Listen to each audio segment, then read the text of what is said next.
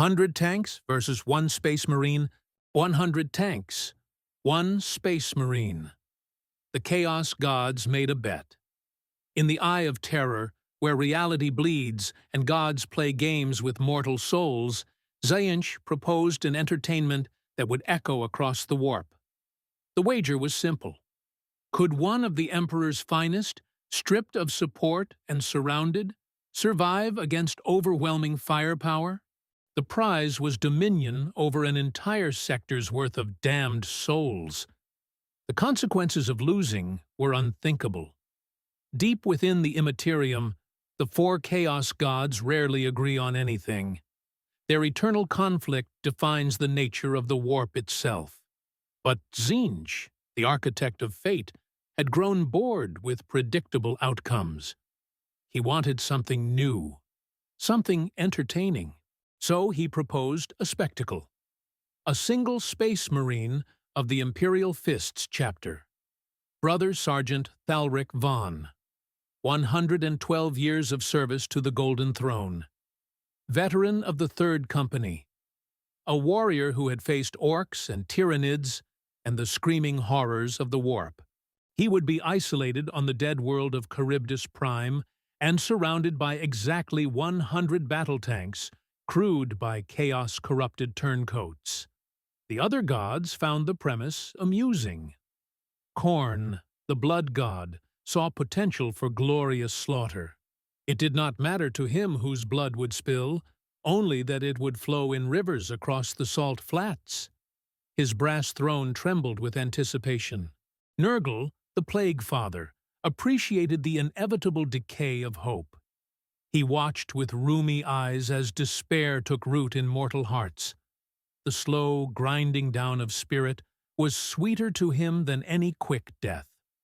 Slaanesh savored the exquisite suffering to come. Every moment of pain, every flash of terror, every desperate gasp for breath would be a symphony for the Dark Prince. Perfection through agony. And Tzeentch himself? He simply wanted to see what would happen. The outcome was uncertain. The variables were chaotic. The future branched into 1,000 possibilities, and he could not see which one would bloom. That uncertainty was delicious. Each god secretly planned to influence the outcome. What began as a simple wager transformed into a cosmic chess match. Pawns were moved. Whispers were sent. Dark blessings prepared for the faithful below. Meanwhile, on a routine patrol in the Segmentum Obscurus, Brother Sergeant Vonn had no idea that gods were watching. His Thunderhawk cut through the void on a standard reconnaissance mission. The crew of 4 spoke in low tones about supply routes and enemy movements. Nothing unusual. Nothing remarkable. Then the warp storm hit. It came from nowhere. One moment, clear space. The next, a screaming wound in reality that swallowed the gunship whole.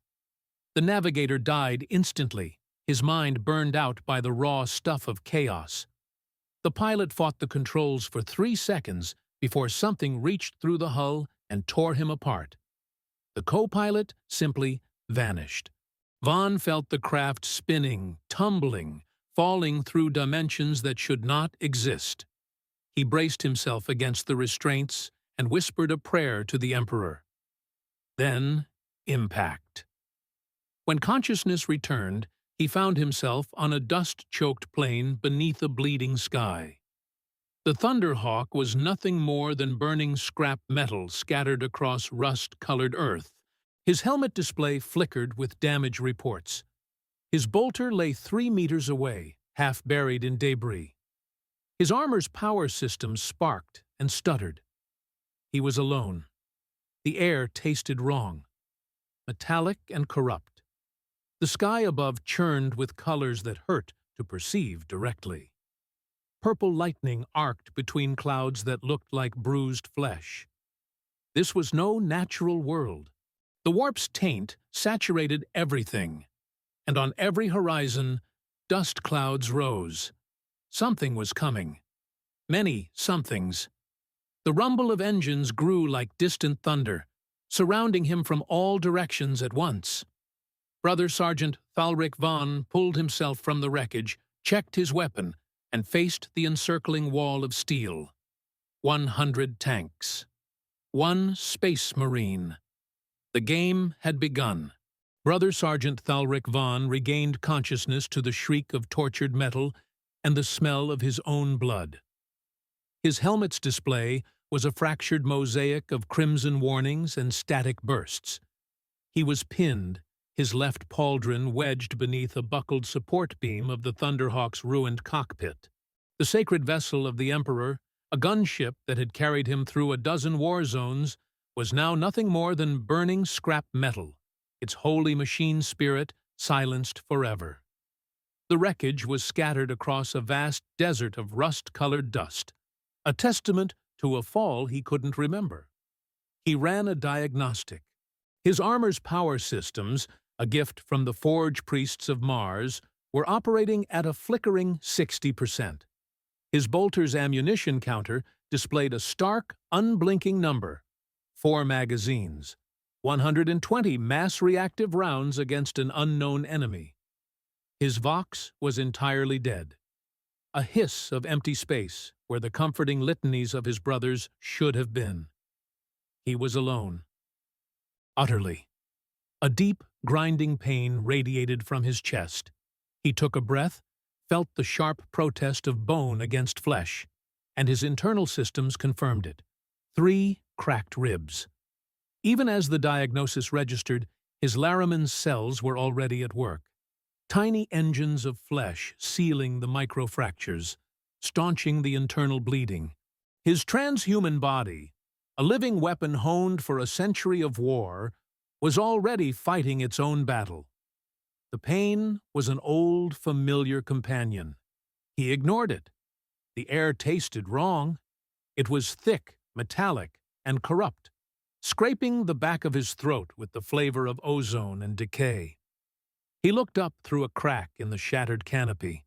The sky above was not a sky at all, but a churning vortex of bruised purples and sickening greens that hurt to perceive directly. This was no natural world. The warp's taint saturated every grain of sand, every breath of wind. He was a veteran of the Third Company, a warrior who had served the Emperor for 112 years, and he recognized this malevolence immediately. This was enemy territory. With a grunt of pure effort, Vonn tore his arm free, the ceramite of his gauntlet screeching against the warped hull. He pulled himself from the wreckage, his armored boots sinking into the fine red dust. He retrieved his bolter, its casing miraculously intact, and performed a function check with the economy of motion born of endless drills. The weapon was an extension of his will. It was ready. That's when he saw them. Dust clouds on every horizon, rising in unison. They were not the random plumes of a desert storm. They were deliberate, organized, moving inward. Something was coming. Many somethings. The low rumble he'd mistaken for the aftershocks of the crash was growing louder, resolving into the distinct growl of tank engines. Hundreds of them. He needed elevation. He climbed atop a jutting piece of the Thunderhawk's hull, his boots finding purchase on the scorched iconography of the Imperial Aquila. From this vantage point, 10 meters above the desert floor, he witnessed, for the first time, what surrounded him. Tanks. Dozens upon dozens of armored vehicles, their hulls painted in the blasphemous colors of the ruinous powers, forming a perfect, unbroken circle that tightened around him like a noose. The 8-pointed star of chaos adorned their turrets, a vile mockery of imperial honor. Their engines didn't just rumble, they growled, a hungry, predatory sound that seemed to vibrate in his very bones. Leman Russ variants, Malkador heavy tanks, and stranger, more twisted shapes that defied easy classification. They were not firing. They were just advancing, a wall of steel and treads closing in. Vonn's twin hearts began to beat faster, not with fear. An Imperial Fist knows no fear, but with the cold, grim recognition of what this was. This was not a battlefield. It was a killing ground, an arena, constructed by unseen, malevolent forces. And he, Brother Sergeant Thalric Vonn, was the entertainment. The realization settled not as a shock, but as a fact, as solid and undeniable as the bolter in his hands. The game had not yet begun, but the board was set. The world he stood upon had a name, though none in the Imperium had uttered it in 10,000 years. Kharybdis Prime. Once a thriving mining colony, its surface had been systematically stripped and scarred by centuries of industrial extraction. Its people had toiled in the Emperor's name until the age of strife, when a warp rift, hungry and sudden, had yawned open and swallowed the system whole. Now it existed only here, in a pocket of corrupted space, a private theater for the ruinous powers, hidden from the Astronomican's light and invisible to Imperial sight. The arena they had chosen for their spectacle was a vast salt flat, a perfect circle perhaps 10 kilometers in diameter, ringed by the skeletal remains of ore processing facilities and skeletal refineries. Their metal bones clawed at the bleeding sky, silent witnesses to a forgotten age. The ground was hard-packed and utterly flat, a crystalline expanse that crunched under Vonn's armored boots with a sound like grinding glass. This was perfect terrain for armor. It was a nightmare for infantry. He scanned the horizon in a full 360-degree arc. There was no cover, no ravines, no rock formations, no natural feature that might offer even a moment's protection from a battle cannon's wrath. The absence of terrain was not an accident of geology. It was a feature of the design. The gods wanted their spectacle unobstructed. So Vonn began to walk. He did not run for the distant skeletal structures. He did not seek a hole to hide in. He was a son of Rogel Dorn, and his first instinct in the face of an impossible siege was to survey the battlefield. He moved away from the burning wreck of the Thunderhawk, his boots leaving the first footprints this world had seen in millennia. With each step, the circle of steel tightened, but he ignored the closing distance. His focus was on the enemy. 100 tanks. He began the grim calculus. He saw Leman Russ variants, their once proud Imperial forms now desecrated with spikes and flayed skin. He saw heavier Malkador tanks, their multiple sponson-mounted Laskenons, swiveling in unison to track his every movement.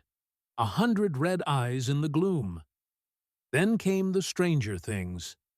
Machines that were no longer just machines.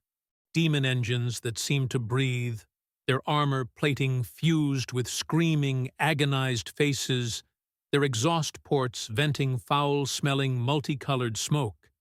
He saw one whose hull pulsed with a slow, rhythmic beat, a captive heart of monstrous size encased within its iron shell. His helmet's damaged vox, unable to send, could still receive. A cacophony of amplified voices flooded his senses, a wave of audio filth. Laughter, distorted and cruel, crackled across the open channels. They were mocking him. "Look at the little loyalist," one voice slurred, thick with the accents of a hive-world ganger. "All alone?" "His corpse god can't save him now," another snarled, the voice layered with a demonic echo. "I claim his skull for the brass lord." "No, his suffering is for the Prince of Pleasure. We will keep him alive for weeks. I will hear him sing." The promises of torment, of desecration, of a death that would last for days, washed over him. But Vonn's mind, disciplined by decades of litanies and psycho-conditioning, filtered the useless noise. He focused on the one fact that mattered more than all the threats combined. They weren't firing. Not yet. Their main cannons were aimed. Their targeting systems were locked. But they were waiting. The realization crystallized in his mind with the cold clarity of a void-frozen blade. This was a game. A hunt with rules. And the game had not yet begun. He was being given time. Not out of mercy, but for the same reason a predator plays with its food, to savor the despair. But they would find no despair in him, only a fortress of hate, waiting for the first shot to fall. A voice boomed, not through the air, but through the architecture of his mind. It did not speak to his ears. It bloomed behind his eyes, a psychic intrusion so profound it felt like a physical violation. The sensation was of 1,000 tiny, chitinous legs skittering across the surface of his thoughts, of cold fingers probing the recesses of his memory. It was a voice layered with infinite echoes, the whispers of madmen and prophets, the grinding of tectonic plates, and the dry rustle of turning pages in a library of screaming souls. It was ancient, amused, and utterly contemptuous. It was Tzeentch, the changer of ways, and he had come to explain the rules of his new favorite game. "Brave little soldier of the corpse emperor," the voice crooned, the words dripping with a condescension that had curdled over 10,000 years. "You find yourself in a predicament, a test, an entertainment, if you will. The rules are exquisitely simple, for we find beauty in simplicity, do we not?" The psychic pressure intensified, a spike of cold amusement. "You will be granted exactly 1 Terran hour, commencing now. During this time, you may move freely. You may examine the delightful flatness of this stage. You may prepare as your limited mortal mind sees fit. We will not interfere." The voice paused, letting the silence stretch, letting the weight of the 100 silent cannons press down on Vonn's soul. "When the hour has elapsed," it continued, "the hunt will begin. The game will conclude upon one of 2 conditions. Either your insignificant life is extinguished, or every last one of these 100 vehicles is a burning wreck. There will be no extraction. There will be no reinforcements. And I should make it perfectly, crystal clear, your precious corpse emperor will not be intervening. This is a pure test of mortal will against material might. Now, begin." The voice receded, but its oily psychic residue remained, a stain on his consciousness. For a moment, Vonn felt the tendrils of manufactured despair trying to take root. The sheer, logical impossibility of the task. The mockery of his faith. The cold, calculated cruelty of it all. It was a poison designed to paralyze the will, to turn a warrior's heart to ash before the first shot was even fired. But Thalric Vonn was an Imperial Fist. His will was not his own to surrender. It was a fortress, built by the grace of the Emperor and mortared with the blood of his Primarch, Rogel Dorn. He did not grant the entity the satisfaction of a verbal reply. He did not scream a curse at the bleeding sky. His response was one of pure, unadulterated defiance, an action that spoke louder than any words. He dropped to one knee, his ceramite greave crunching into the crystalline salt. With a slow, deliberate motion, he made the sign of the Aquila across his chest plate, a gesture of absolute faith. And then he began to pray. Not the short, desperate battlefield prayer of a frightened soldier, but the litany of hate. The full, unabridged 7-hour meditation used by the chapter's most devout warriors before a battle from which they did not expect to return. His voice, amplified by his helmet's internal vox, was a low, resonant growl, steady and unwavering. "From the darkness of the void, I summon thee, hate. From the silence of the tomb, I call thee, wrath. He knew he would not complete it. The hour would end long before he reached the final stanza. That was not the point. The point was to demonstrate that his spirit was a weapon his captors could not comprehend. He was taking their gift of time and using it to hone his soul into a razor's edge. He was showing them that their psychological warfare was a child's game, and he would not play. He was an Imperial Fist. He was a son of Dorne, and he would make them pay for every inch of this ground in blood and fire. In the swirling chaos of the warp, the architect of this grand spectacle felt the Space Marine's act of spiritual rebellion. The multi-layered laughter of Tzeentch echoed through the immaterium, but its tone had changed. The condescending amusement was gone, replaced by a note of genuine academic interest. Perhaps this one, this little loyalist, would provide better entertainment than expected, after all. With 53 minutes remaining on the cosmic clock, Brother Sergeant Vonn's prayer concluded. He had not finished the litany of hate. He had not expected to. The recitation was not for the ears of gods or demons, but for the fortification of his own soul. He rose to his feet. The psychic residue of Tzeentch's intrusion scoured from his mind by the sheer abrasive power of his faith. The jeers and laughter that still crackled over the open Vox channels were now just meaningless static, the buzzing of insects against fortress walls. His work could begin. He moved in a widening spiral, starting from the scorched metal heart of the Thunderhawk's wreckage. Every step was measured, his pace unwavering, his head turning in a slow, constant scan of the horizon. 100 gun barrels tracked his progress. 100 pairs of eyes behind vision slits watched his every move. He ignored them. They were a condition of the battlefield, no more worthy of his immediate attention than the oppressive gravity or the toxic air. His focus was absolute, a state of cold, tactical fugue honed over a century of warfare. His boots crunched on the crystalline salt, the sound sharp in the unnatural quiet between the idling of 100 tank engines. The wreckage of the Emperor's Talon was a desecrated tomb, but it was also an arsenal. Vonn moved through the twisted, burning metal with a grim reverence, his gauntlets shifting aside sections of hull plating that still glowed with heat. In a buckled storage compartment, miraculously intact, he found them.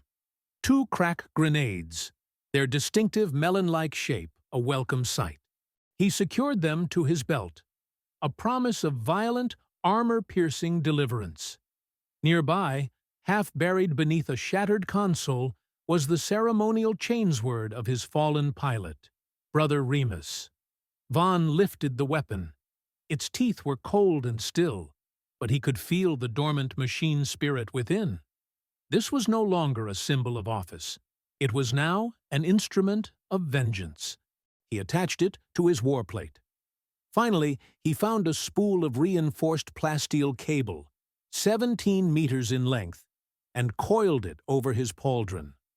It was not much, but on a field this barren, it was a start. He catalogued the terrain, committing every feature to his eidetic memory. The arena was a masterpiece of curated hopelessness. The vast salt flat offered no cover. Near the eastern edge, a slight depression in the earth might offer a few seconds of concealment from direct fire, but it was a shallow grave at best. Several ancient impact craters dotted the expanse, but they were filled with stagnant, shimmering water that smelled of chemical poison and warp taint. They were traps, not sanctuaries. Then he saw it. Rising from the flat plain like the fossilized ribs of some colossal, long-dead beast, was the skeletal framework of an old ore conveyor system.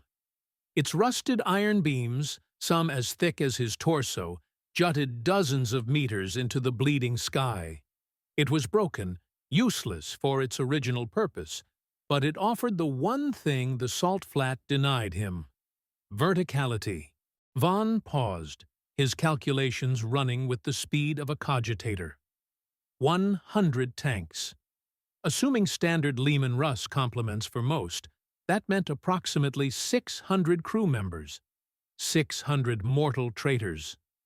But then there were the others, the stranger designs, the demon engines he could feel pulsing with malevolence. They might not have crews at all, their machine spirits bound and replaced by shrieking Neverborn. Against this army, he had his bolter, and 4 magazines, 120 mass-reactive rounds. He would need to make every single shot count. But even with perfect superhuman accuracy, he would be left facing armored behemoths with nothing but a combat blade. This was not a battle that could be won through conventional marksmanship. It was a siege. The realization settled in his mind, cold and clear as glass. This was a test of the fist. He could not win by being a soldier. He had to be an architect of death. He had to think like his Primarch, like Dorn himself, who could see a fortress in a pile of rubble. But here, there was no rubble. There were no walls to man, no bastions to raise. He looked from the skeletal conveyor to the wreckage of his ship, then to the approaching time limit on his damaged display. If he could not build a fortress, he would have to become one. He would have to build it from nothing. The Imperial Fists are the masters of the siege. For 10,000 years, they have built and broken the mightiest fortresses in the galaxy. The tenets of their doctrine were inscribed upon Brother Sergeant Vonn's very soul. Identify the terrain, establish a perimeter, raise the bulwarks, and hold the line until victory or death. But as Vonn stared out at the perfect, unbroken flatness of the salt plain, he felt the cold truth of his situation. This arena had been chosen specifically to deny him his nature. There was nothing to fortify. There were no walls to build, no bastions to man. This was a killing ground designed to mock the sons of Rogel Dorn. For a lesser warrior, this realization would have been the beginning of despair. But Vonn was a veteran of the Third Company, a Templar of stone and fury. He understood. The Chaos Gods were not merely trying to kill him. They were trying to unmake him, to prove that without his walls and fortresses, an Imperial Fist was nothing. The thought did not bring despair. It brought a cold, clarifying rage. If they would deny him a fortress of stone, he would build one of flesh and steel. If they would not let him man a bastion, he would become a bastion himself. His mind, honed by a century of war, began to deconstruct his own doctrine, reforging it in the fires of this cursed world. He would not think of defense. He would think of controlled engagement. He would build kill zones. With 31 minutes remaining on his damaged chronometer, Vonn began to work. The crash site of the Emperor's Talon was his foundation. The mangled wreckage offered the only elevation and concealment in the entire arena. It was not a fortress, but it would be his Alamo. His combat blade, a meter of monomolecular fury, roared to life. He carved into the hull of his fallen gunship, the blade screaming a high-pitched dirge as it sliced through layers of ceramite and plasteel. He was not trying to create impenetrable barriers. He knew a Lehman Russ battle cannon would punch through the plating like paper. Instead, he cut jagged sections of armor and propped them at precise angles, creating a maze of crude but effective baffles. They wouldn't stop a direct hit, but they would deflect shrapnel, channel blast waves, and turn predictable explosions into chaotic sprays of secondary projectiles. His gaze fell upon the Thunderhawk's primary fuel cells. 2 of the 4 had survived the initial crash, their armored casings dented but unbreached. They were filled with blessed promethium, a substance as holy to the Imperium's war machine as it was volatile. With the grunting effort of a demigod, Vonn dragged the immense cells into position, hiding them behind the largest sections of the engine block. He was turning the tomb of his brothers into a colossal improvised explosive, a trap baited with his own life. The first tanks to breach his perimeter would not find a cornered soldier. They would find righteous immolation. He touched the 2 cracked grenades on his belt. These were his most precious assets, his keys to the kingdom of death. He would not waste them on the common rabble of corrupted guardsmen. He had seen the stranger things in the enemy ranks, the demon engines whose armor pulsed with unnatural life. The crack grenades were for them. For the true abominations, he saved the purest anti-armor wrath. Finally, he uncoiled the 17 meters of reinforced plasteel cable.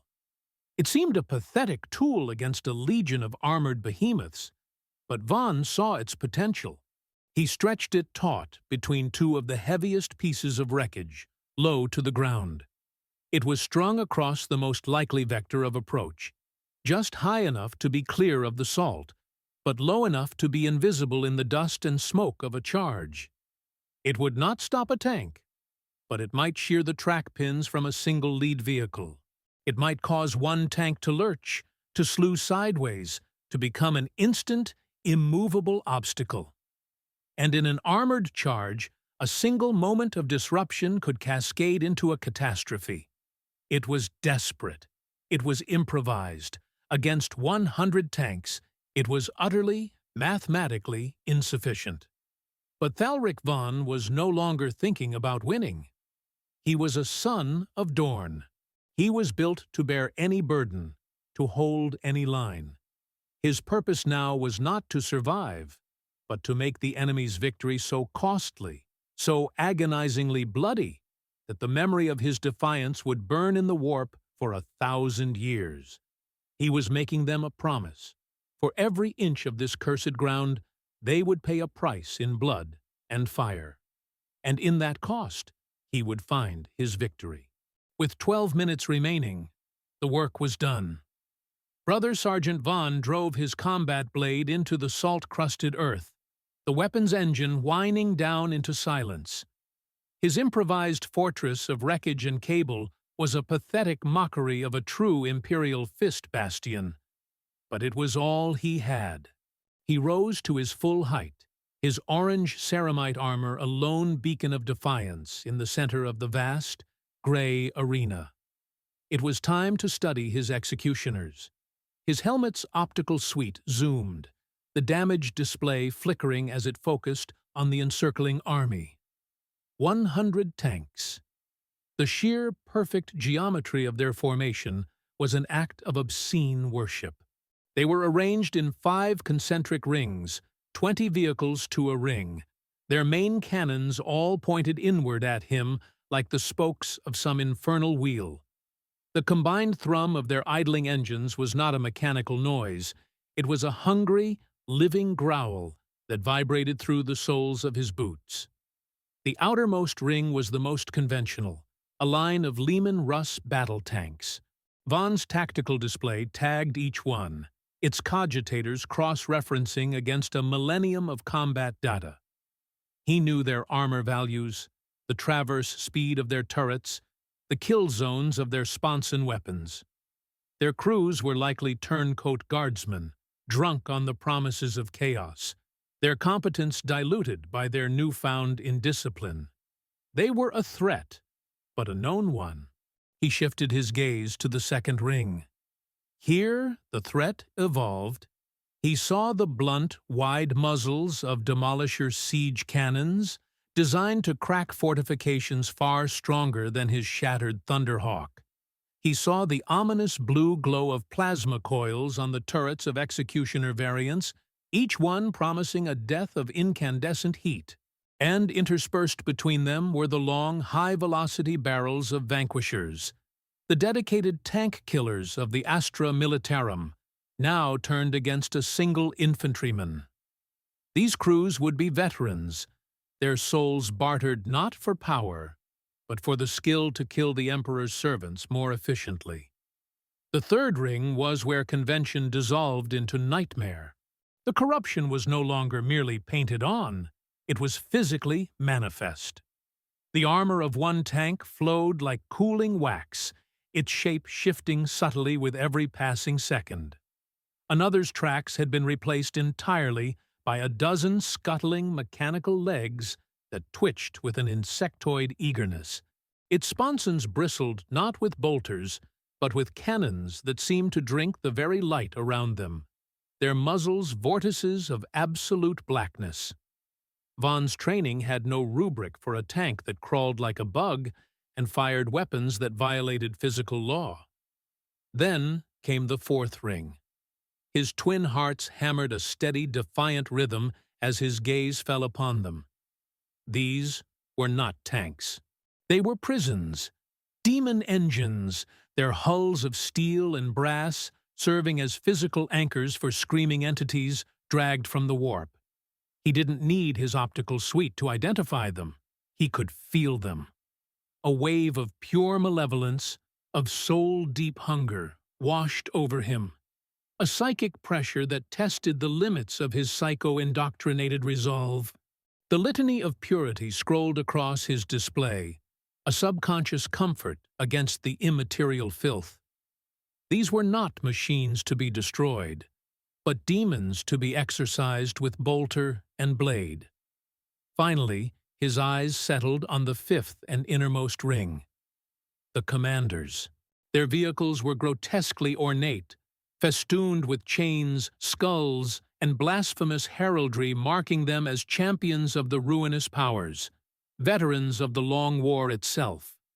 And there, sitting at the heart of the formation, was an insult made manifest. A super-heavy tank, a Baneblade variant, its colossal hull plastered with the iconography of the Imperial Fists. The golden fist of Dorn was there, but it was shattered. The Templar's cross was inverted. The sacred script of his chapter was overwritten with obscene runes.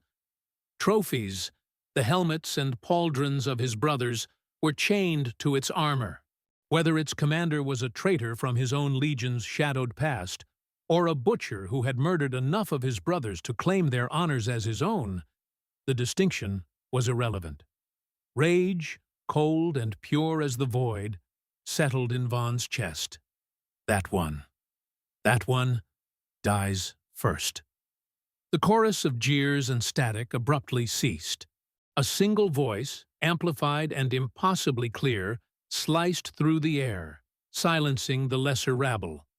It was a human voice, yet it carried the resonant weight of millennia, laced with a dry metallic rasp, like stones grinding together in a tomb.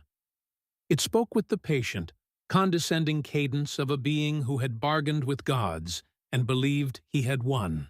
It emanated from the monstrous Baneblade at the heart of the formation, the insult made of steel. "Brother Sergeant Thalric Vonn," the voice purred, the words crawling directly into Vonn's mind, bypassing his damaged vox.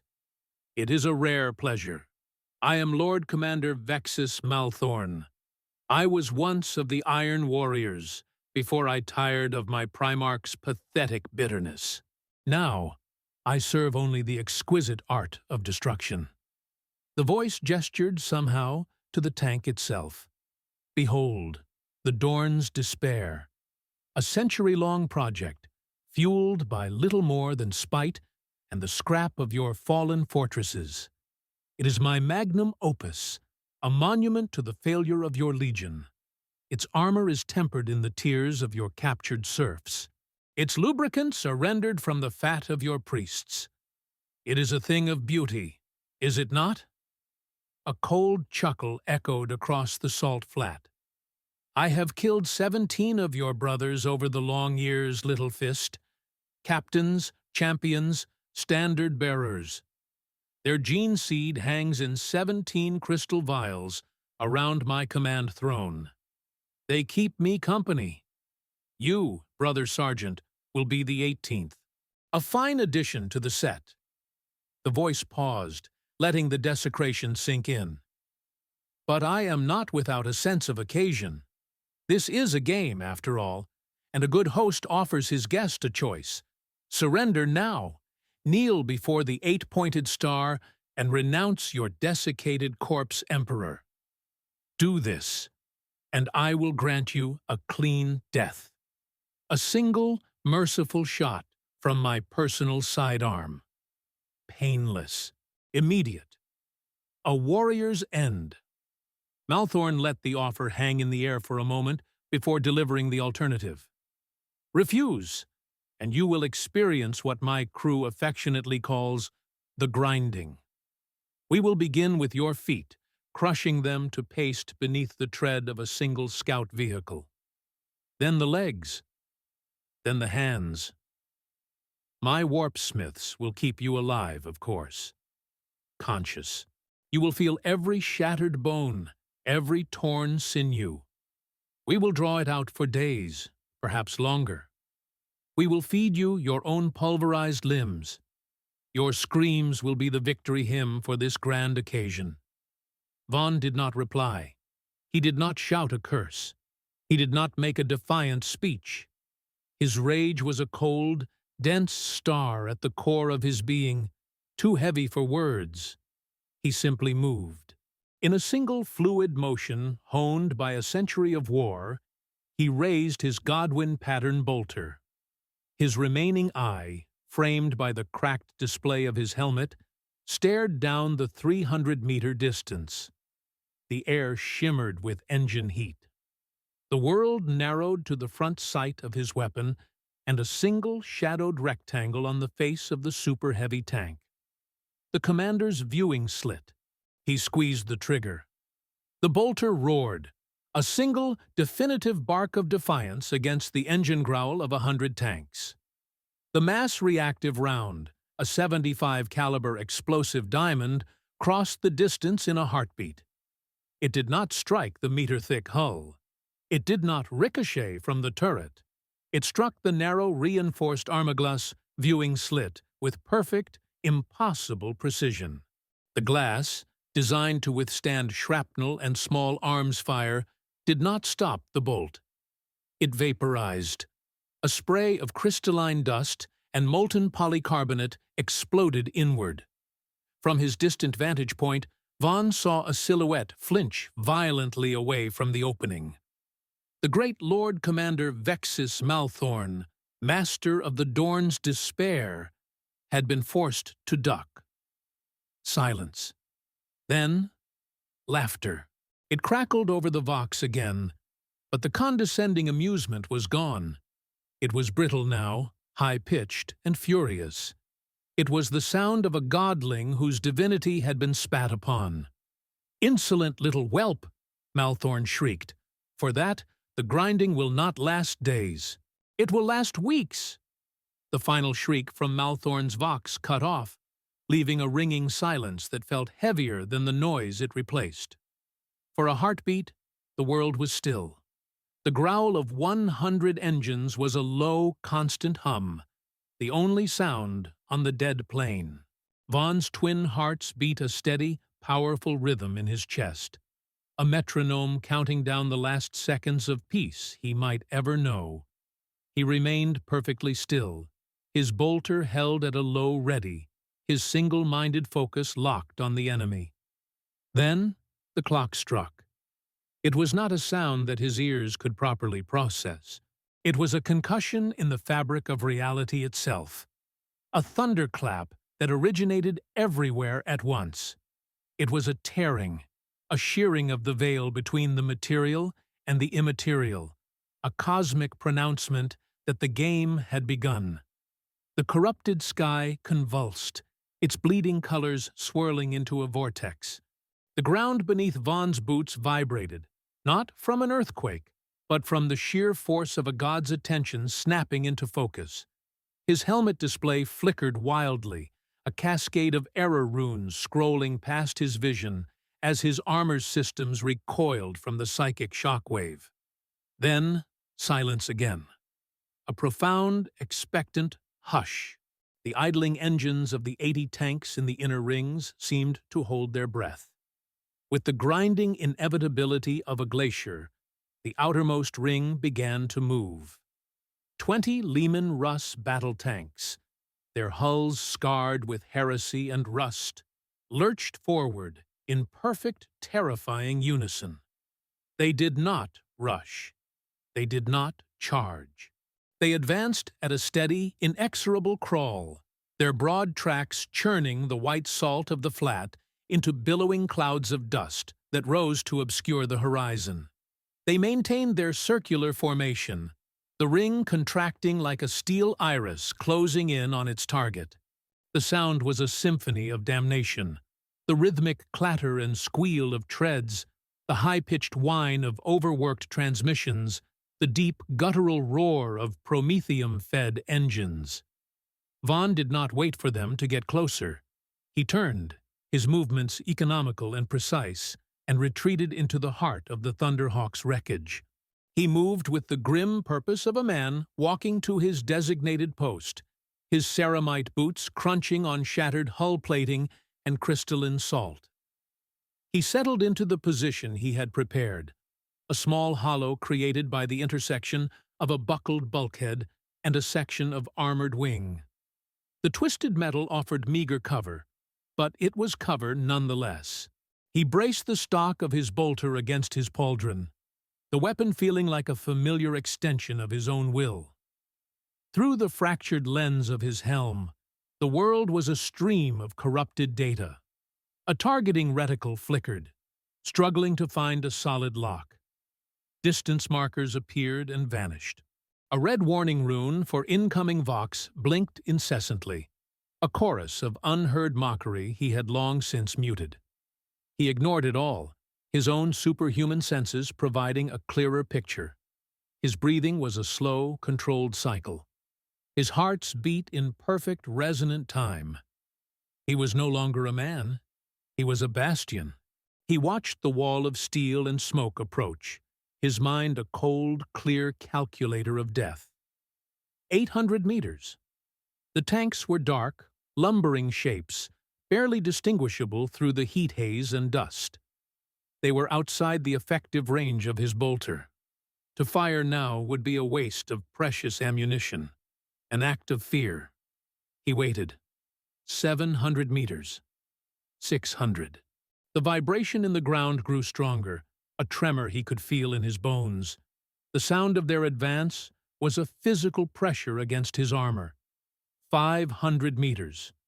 They crossed an invisible line he had drawn in his mind. The kill zone for external systems. A well-placed shot now could shred a track or disable a sensor array. The temptation to fire, to do something, was a palpable thing, but he held. Crippling one was not enough. He needed to make his first action count for more. 400 meters. The individual details of the lead tanks became sharp. He could see the 8-pointed stars of chaos daubed crudely on their turrets, the leering faces painted on their hulls. He saw the dark slits of their heavy bolter sponsons traversing, seeking him out. 300 meters. The final line. The range at which he could, with his master-crafted skill, target a crew hatch or a vision slit. The range at which a single bolt round could mean the difference between a living crew and a dead one. The turrets of the lead tanks began to turn, their long main cannons swinging towards his position with ponderous, lethal grace. The red dots of their laser target designators began to dance across the wreckage around him, searching. He watched one paint a line across the very piece of hull he was using for cover. The first shot would come at any second. And when it did, Vonn knew everything would depend on how he moved in the fraction of a second between the flash of its muzzle and the world turning to fire. He waited. The laser dot painted a burning crimson circle on the buckled bulkhead just inches from Vonn's helm. He did not flinch. His entire being was coiled, a spring of ceramite and sinew compressed to its absolute limit. At 200 meters, the lead Leman Russ was a monolith of corrupted steel, its main cannon a black, unblinking eye staring directly at him. Time seemed to slow, stretched thin by anticipation. Vonn's mind, a product of a century of psycho-conditioning and war, processed the tableau with frigid clarity. The angle of the cannon, the estimated shell velocity, the composition of the wreckage around him. Then, a flash of white-orange light bloomed from the tank's muzzle. Before the sound reached him, before the shell had even crossed half the distance, Vonn was already in motion. It was not a conscious decision, but a pure, violent reflex, his transhuman physiology screaming at him to move. He threw himself sideways, a fluid combat roll that was impossibly fast for a being his size. His massive form spun low to the ground, the edges of his pauldrons grinding against the salt-crusted earth as he hurled himself behind a jagged, upturned section of the Thunderhawk's wing. A fraction of a second later, the world dissolved into thunder. The high-explosive shell struck the bulkhead he had just abandoned, detonating with a force that cracked the very air. The sound was a physical blow, an overpressure wave that slammed into Vonn's back and threatened to tear him from his new cover. The ground heaved. A wall of fire and incandescent shrapnel erupted outwards, turning his previous position into a crater of molten metal. Hundreds of superheated fragments, once pieces of his holy vessel, screamed past his head, peppering his armor with a deafening staccato of impacts. Red damage runes flared across his helmet display as his armor's outer layers ablated, but the consecrated ceramite held. He had survived, but only by a margin measured in microseconds. The first shot was a signal. The other 19 tanks of the first ring opened up in a rolling, chaotic barrage. They were not firing in a coordinated volley. They were simply pouring death into the wreckage. The salt flat around the crash site became a hellscape. Cannon shells tore through the sky, their shrieks overlapping into a constant, mind-numbing roar. Explosions walked across the terrain, throwing up titanic plumes of fire, smoke, and pulverized white dust. The Thunderhawk's skeleton was systematically dismantled, torn apart piece by the relentless firepower. What had been meager cover was being vaporized into nothing. But in that apocalyptic chaos, Vonn found his opportunity. The billowing clouds of smoke and dust, thick and choking, created a temporary screen. He was no longer a static target. He was a ghost. Pushing himself up, Vonn sprinted, not away from the fire, but directly into it. He ran in a low crouch, his bolter held tight against his chest, weaving between the pillars of smoke and the fresh, glowing craters. He was closing the distance, using the enemy's own attack as his shield. He burst from a wall of black smoke less than 150 meters from the lead tank, the same one that had nearly killed him. Its crew, blinded by their own muzzle flash and the ensuing dust cloud, were still trying to reacquire him. Vonn's bolter came up, snapping to his shoulder with practiced ease. The weapon barked, a sound far sharper and more personal than the booming cannons. 3 shots, fired in a single, controlled burst. Thump, thump, thump! He had not aimed for the turret or the thick frontal glacis. Such an act would have been futile. Instead, his targeting reticle had locked onto the tank's exposed left track assembly. The 75 caliber mass reactive rounds slammed into the drive wheels and tread links. For a split second, nothing happened. Then, the bolt round's internal detonators triggered. The explosions were not large, but they were precise and devastating. Metal screamed as it was torn apart. The thick, reinforced rubber of the track was shredded, and several of the main bogie wheels were blown clean off the chassis. The massive Leman Russ lurched violently to the left, its damaged side digging into the salt. It ground forward another 10 meters, tearing up the earth, before its engine stalled with a final agonized groan. It was crippled. A plume of black smoke began to pour from the ruined track assembly.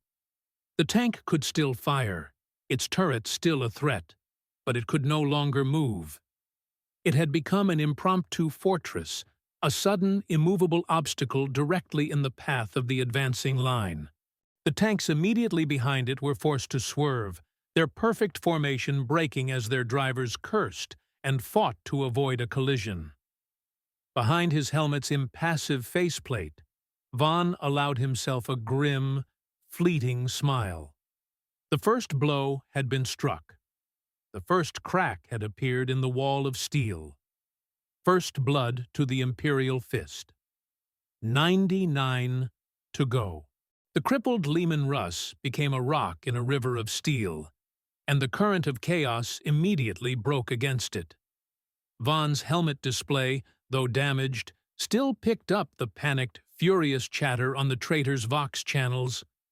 What had been a disciplined advance dissolved into a cacophony of selfish ambition. A commander to the left, his tank painted with the gaudy symbols of Slaanesh, screamed for his driver to push forward, to be the one to claim the kill. He broke formation, exposing his flank, as he tried to get a clear line of sight around the stalled vehicle.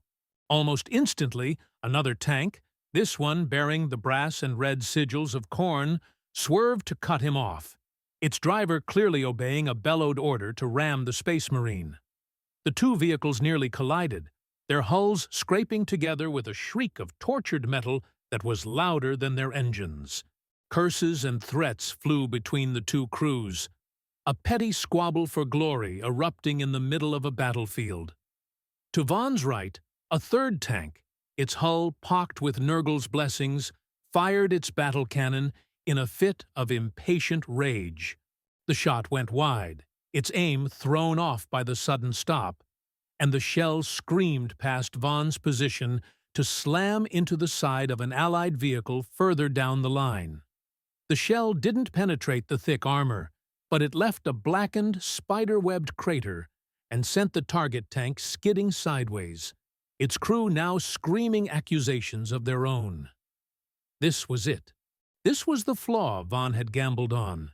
It was the eternal, self-defeating doctrine of chaos.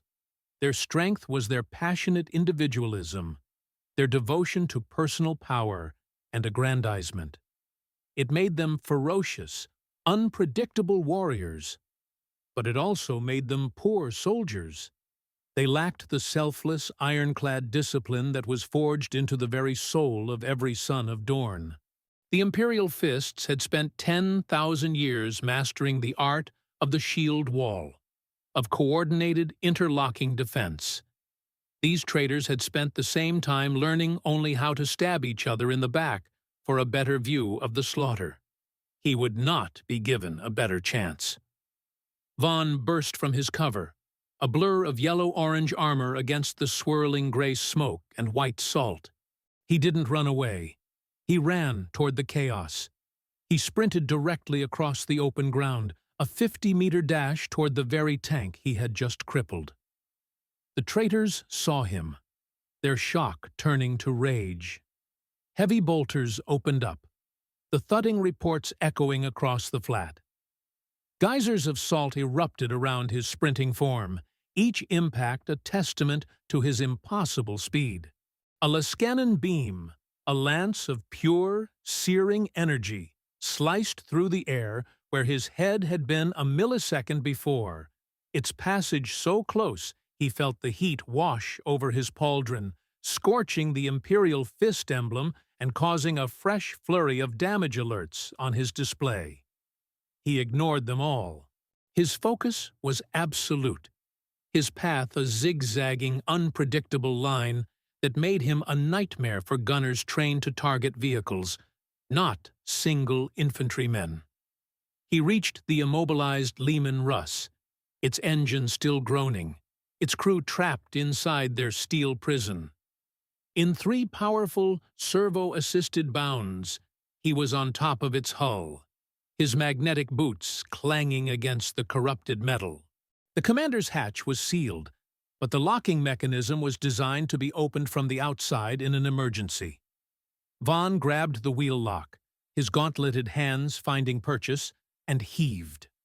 For a moment it resisted. Then, with a screech of protesting steel, the hatch was torn open. Before the crew could even register the daylight flooding their dark compartment, Vonn's bolter was already speaking. He fired twice down into the cramped interior. The mass-reactive shells detonated in the confined space, the effect absolute. Two corrupted humans, their faces masks of shock and heresy, were turned into red mist. The driver, screaming in terror, scrambled from his own hatch at the front of the tank.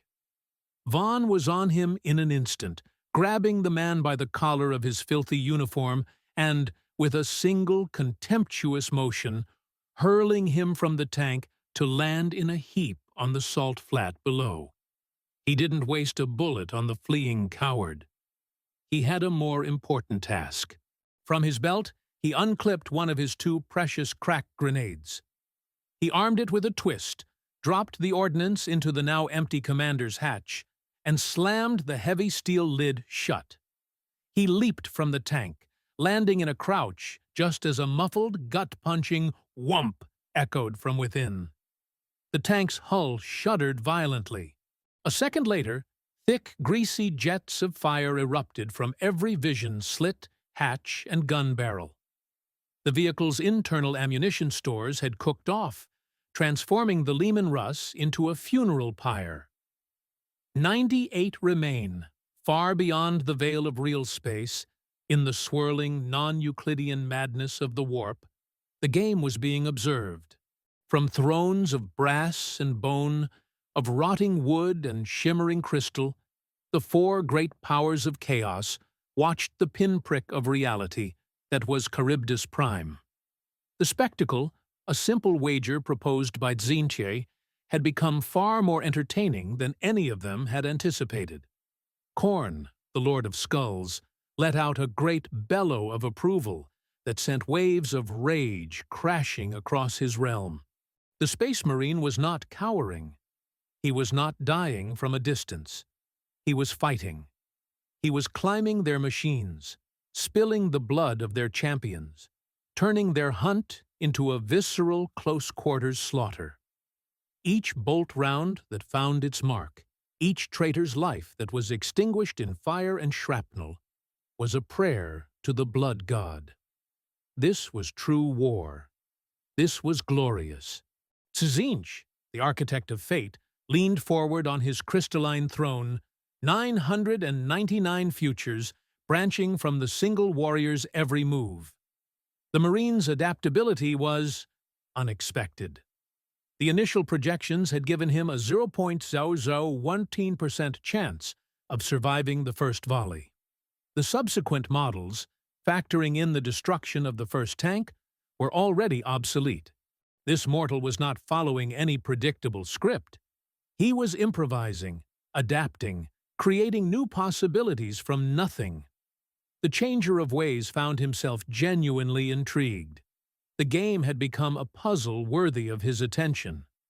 Beside them, Nurgle chortled, a wet gurgling sound like a corpse drowning. The grandfather of plagues was patient.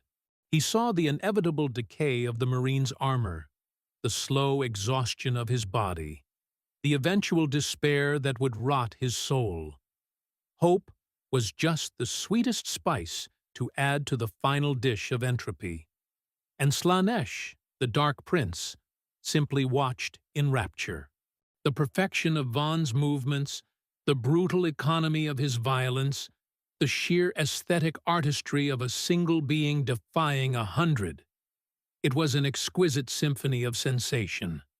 The fear of the tank crews, the defiance of the loyalist, the taste of blood on the salt-choked air. It was all delicious. And so they began to meddle. Their divine wills, vast and incomprehensible, reached down into the arena, not as thunderbolts or demonic legions, but as whispers, as sudden urges, as compulsions planted in the weak, corrupted minds of their chosen crews. On the battlefield, Vonn saw the enemy's tactics shatter into pure insanity. A Leman Russ bearing the 8-pointed star of Khorne, its hull smeared with rust-colored stains, suddenly abandoned its firing position.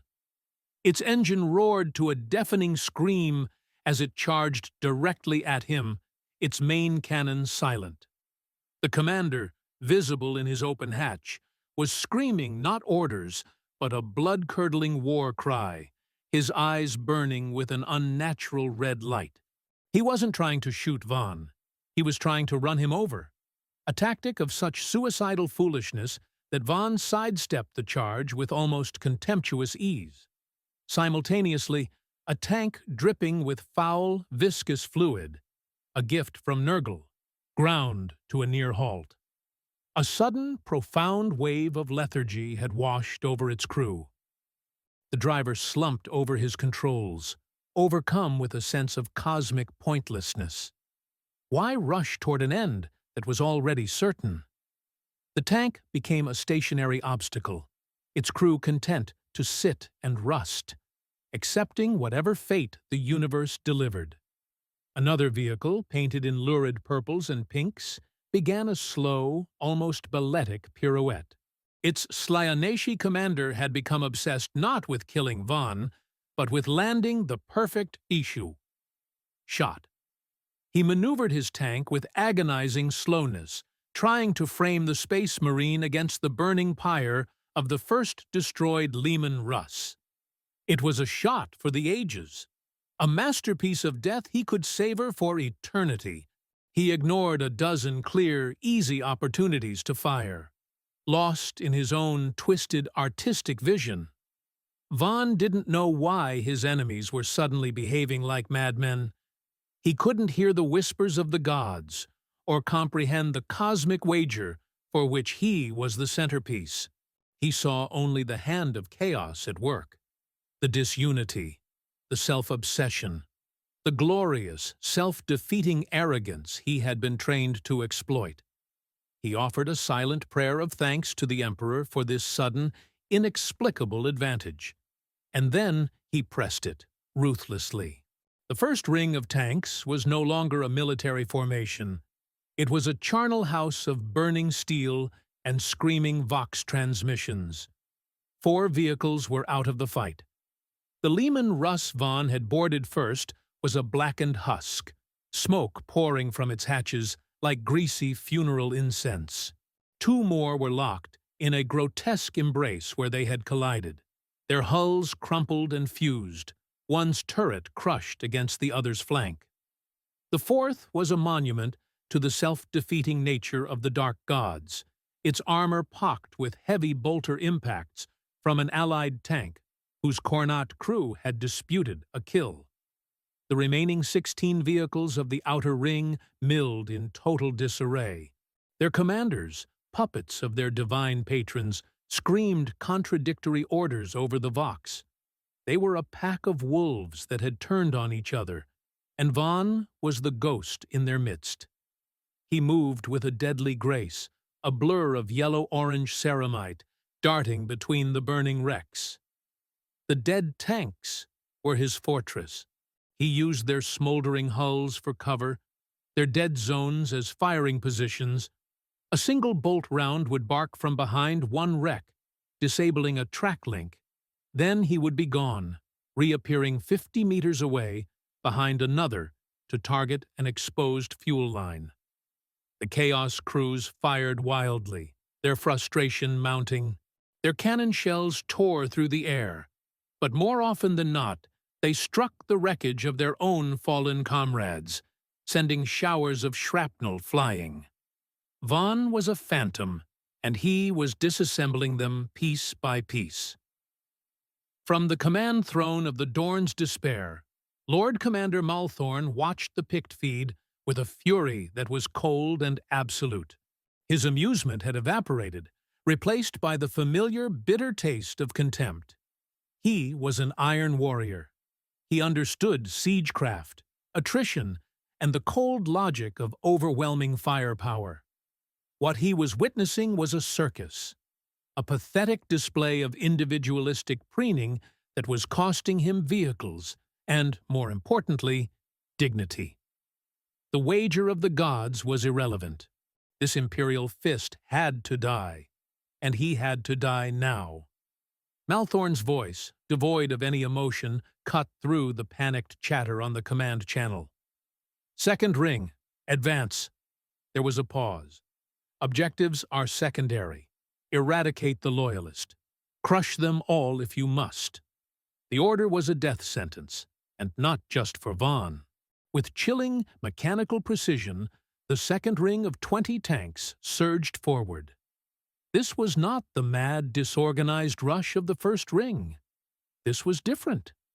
These were the veterans, demolishers with their massive, city-breaking siege cannons, executioners whose plasma coils began to glow with the heat of captive suns. Their coordination was perfect, honed over centuries of campaigning against the Imperium. They advanced not in a simple line, but in overlapping echelons, each tank's field of fire covering its neighbors. They created a rolling wall of intersecting kill zones, a lattice of death with no gaps, no safe havens, no place to hide. Vonn saw them coming and knew his time among the burning wrecks was over. The wreckage that had been his sanctuary was about to become his tomb. He broke cover, abandoning his improvised fortress and sprinting across the open salt flat. Behind him, the second ring reached the chaotic remnants of the first. They did not slow. They did not swerve. With a horrifying scream of tortured metal, the lead demolisher drove directly over the top of a disabled Leman Russ. The 70-ton machine buckled, its hull collapsing as if made of paper. The sound of its structure giving way was punctuated by the final muffled screams of the crew trapped inside, crushed under the treads of their own allies. Another tank followed suit, then another. The disciplined advance of the second ring ground the disorganized survivors of the first into scrap metal and bloody paste. It was an act of casual, absolute ruthlessness. Vonn ran, his leg servos pumping, his twin hearts hammering against his ribs. He was exposed, a single infantryman on a perfectly flat plain, with a wave of methodical destruction rolling toward him. His destination was a skeletal spire of rust-red metal at the arena's edge, the remains of an ancient conveyor system. It was his only chance. As he ran, a new voice, calm and dripping with malice, echoed across the Vox, cutting through the din of battle. It was Malthorn. "No more games, little fist. The real war begins now." The rust-red spire of the conveyor system loomed like the spine of some colossal, fossilized beast. It was Vonn's only hope, a jagged line of verticality in a world of brutal, horizontal force. He ran, each stride of his servo-assisted legs eating up meters of the salt flat. Behind him, the ground shuddered with the advance of the second ring, the methodical crunch and scream of them grinding the first ring's wreckage into oblivion, serving as a horrifying metronome for his sprint. Shells from their cannons shrieked overhead, no longer firing with chaotic abandon, but with a chilling, coordinated purpose. Geysers of crystalline dust erupted around him, close enough to sandblast his armor and sting his exposed faceplate. He reached the base of the structure and did not hesitate. His gauntleted hands found purchase on a crossbeam thick as his waist, and he began to climb. There was no finesse to it, only raw, augmented power. He pulled his 400-kilogram mass upward as if scaling a ladder, boots finding holds on corroded girders and support struts. In seconds, he was 10 meters up, then 20. He hauled himself onto a wide, relatively stable platform that might have once been a loading station and finally allowed himself a moment to survey the battlefield. From this height, the arena was laid bare. He saw the full, horrifying scope of the god's wager. Below, the first ring was a scattered graveyard of burning pyres. The second ring, now a solid wall of 20 veteran tanks, continued its inexorable advance, a tide of steel and fire. And beyond them, still waiting, were the other rings. The third, already visibly warped and twisted.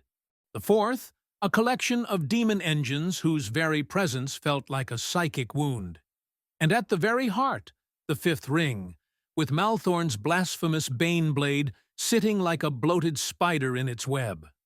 84 tanks remained operational. His helmet display confirmed his own status. 91 bolter rounds, 1 crack grenade, and the pilot's chainsword, still silent at his hip. The odds were not impossible. They were absurd. The Chaos forces did not allow him to contemplate the view for long. The demolishers of the second ring, their primary purpose the destruction of fortifications, tilted their massive siege cannons upward. The first shell struck the conveyor's base with a deafening crack that vibrated through the entire structure. A support pillar 100 meters away buckled, and a whole section of the framework groaned and sagged. Another shell hit, then another. Rivets, the size of a man's fist, popped from their housings like champagne corks, screaming through the air. Vonn was already moving, leaping from the shuddering platform to a narrower beam. A plasma executioner took aim, not at the structure, but at him. A brilliant blue-white orb of energy, a miniature sun, streaked past his head. He threw himself sideways, landing hard on a different girder as the plasma bolt struck the metal where he had been a heartbeat before. The beam didn't explode. It simply vaporized a 5-meter section of the beam, which vanished into superheated gas. The air hissed, thick with the smell of ozone and molten steel. He was a fly on a collapsing skeleton, and they were trying to shake him off. But as he danced between the collapsing sections and incandescent energy bolts, the mind of Dorn saw a flaw. The tanks were built for ground warfare. Their main cannons could not elevate high enough to target him directly when they were close, and the structure's own latticework of beams and pillars created a maze of blind spots. They could destroy his perch, but they couldn't reliably kill him while he was on it. He scrambled to a new position, one overlooking a section where several tanks had pushed forward, their commanders eager to get directly beneath him for a better firing angle. It was a fatal mistake. From his vantage point, Vonn looked almost straight down onto their exposed rear engine decks, the weakest point on a Lehman Russ. He braced his bolter against a girder. He took a breath. He fired. The first shot, aimed with a siege master's precision, struck the engine grill of a demolisher. The mass-reactive round detonated inside the compartment, and the tank lurched to a halt, thick black smoke pouring from its rear. He shifted his aim. The second shot hit another tank in the same vulnerable spot. This time, the bolt round found a fuel line. A blossom of orange flame erupted from the tank's rear, followed by a secondary explosion that blew its turret clean off. 2 shots, 2 kills. 82 tanks remained. Vonn did not smile. He simply reloaded, the click of the fresh magazine echoing in the sudden quiet as the tanks below reassessed the cost of looking up. Lord Commander Malthorn watched through the armored view slit of his baneblade, his lip curled in a snarl of grudging respect and mounting fury. The loyalist cur was resourceful.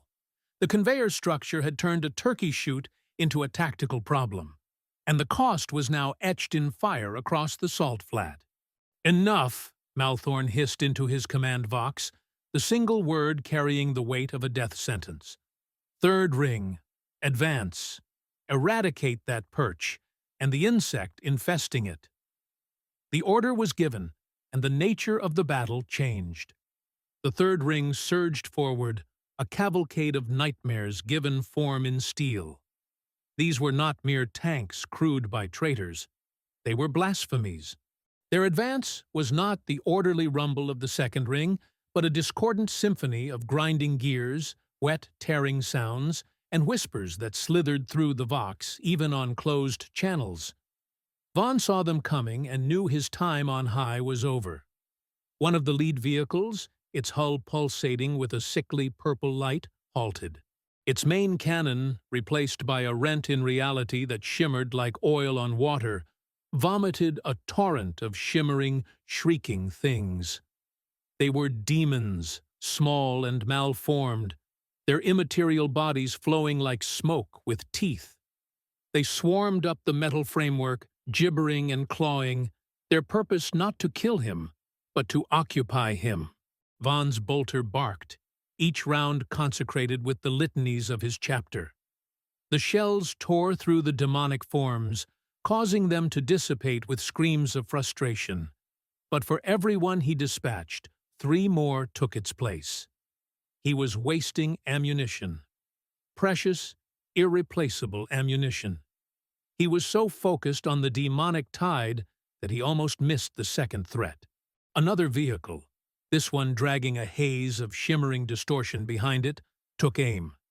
It didn't fire a shell or a laser, but a beam of absolute silence. It was a lance of pure entropy. Where it struck the conveyor, 100 meters from Vonn's position, 10,000 years passed in a second. The thick adamantium girder didn't melt or explode, it simply aged into nothing. Rust bloomed, spread, and crumbled to fine red dust in an instant. Welds failed, supports turned to powder. The entire structure groaned, the sound of a dying leviathan, and began to collapse under its own weight. The platform beneath Vonn's feet gave way. He had no time to think, only to act. He pushed off the falling girder, launching himself into open air. For a moment, he was suspended against the bleeding sky, a lone figure in ceramite armor, before gravity claimed him. He fell 15 meters, twisting his body to absorb the impact. He hit the salt flat in a punishing roll that sent shock waves up his spine, a landing that would have turned an unaugmented human into a bag of shattered bones and ruptured organs. His armor screamed with proximity alerts and new damage reports, but his gene-enhanced skeleton held. He came up onto one knee, then rose to his feet, his bolter already scanning for targets. He was on the ground, he was among them, and they were worse up close. The third ring's abominations swarmed around the collapsing structure, their attention now solely on him. One rushed forward on dozens of skittering mechanical centipede legs, its chittering movement an offense to nature. Another, a bloated predator variant, had no visible crew. Its vision slits were choked with the screaming spectral faces of souls trapped within its hull, their eternal agony, its guidance system. A third, a corrupted Sicaran, bled thick black ichor from weeping wounds in its armor, leaving a glistening crimson trail on the white salt. These were not machines of war. They were mobile extensions of the warp's madness. Vonn's twin hearts hammered a grim rhythm. He was an Imperial Fist, a master of siege warfare, a breaker of fortifications. But these were not fortifications. They were monsters. And he knew, with a certainty that chilled him more than any plasma bolt, that bolter rounds alone would not be enough to put them down. He rose from the salt, his armor groaning in protest, his systems screaming damage reports he no longer had time to read. The abominations of the third ring were upon him. The air was thick with the stench of hot metal, spilled promethium, and something else. The coppery ozone tang of raw warp energy. His bolter was a holy instrument, but it was a scalpel, and he was now facing a tide of filth that required a blade. His hand went to the magnetic clamp on his thigh. his fingers closing around the hilt of the ceremonial chainsword he had salvaged from the Thunderhawk's cockpit. It had belonged to pilot brother Cygnus, a man Vonn had shared rights with for 50 years. Now, it would be an instrument of vengeance. He thumbed the activation rune. The weapon roared to life, not with the clean hum of a standard-issue blade, but with a deep, guttural snarl that vibrated through his gauntlet. The adamantium teeth spun into a blur, each one etched with a micro-prayer of hate. It was a sound of pure, mechanical fury, a righteous answer to the unholy whispers of the demon engines. Vonn did not wait. He did not seek cover. He charged. He selected his target, the centipede-legged horror that skittered toward him with unnatural speed, its multi-jointed limbs churning up clouds of white dust. It was the fastest, the most alien, a creature of pure chaotic motion.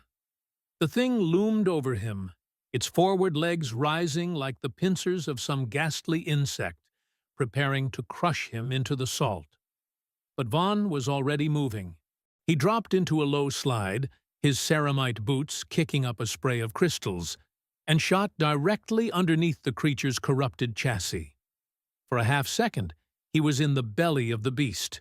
The heat from its demonic reactor was intense, and the air stank of molten rubber and weeping ichor. Its primary weapons could not depress to target him. He was inside its guard. He surged back to his feet, bringing the roaring chainsword up in a vicious two-handed arc. He didn't aim for the armored hull. He aimed for the complex joint where the three foremost legs on the left side connected to the torso. The chainsword bit. Adamantium teeth screamed against demon-forged steel. A shower of incandescent sparks erupted, followed by a geyser of foul-smelling, black fluid.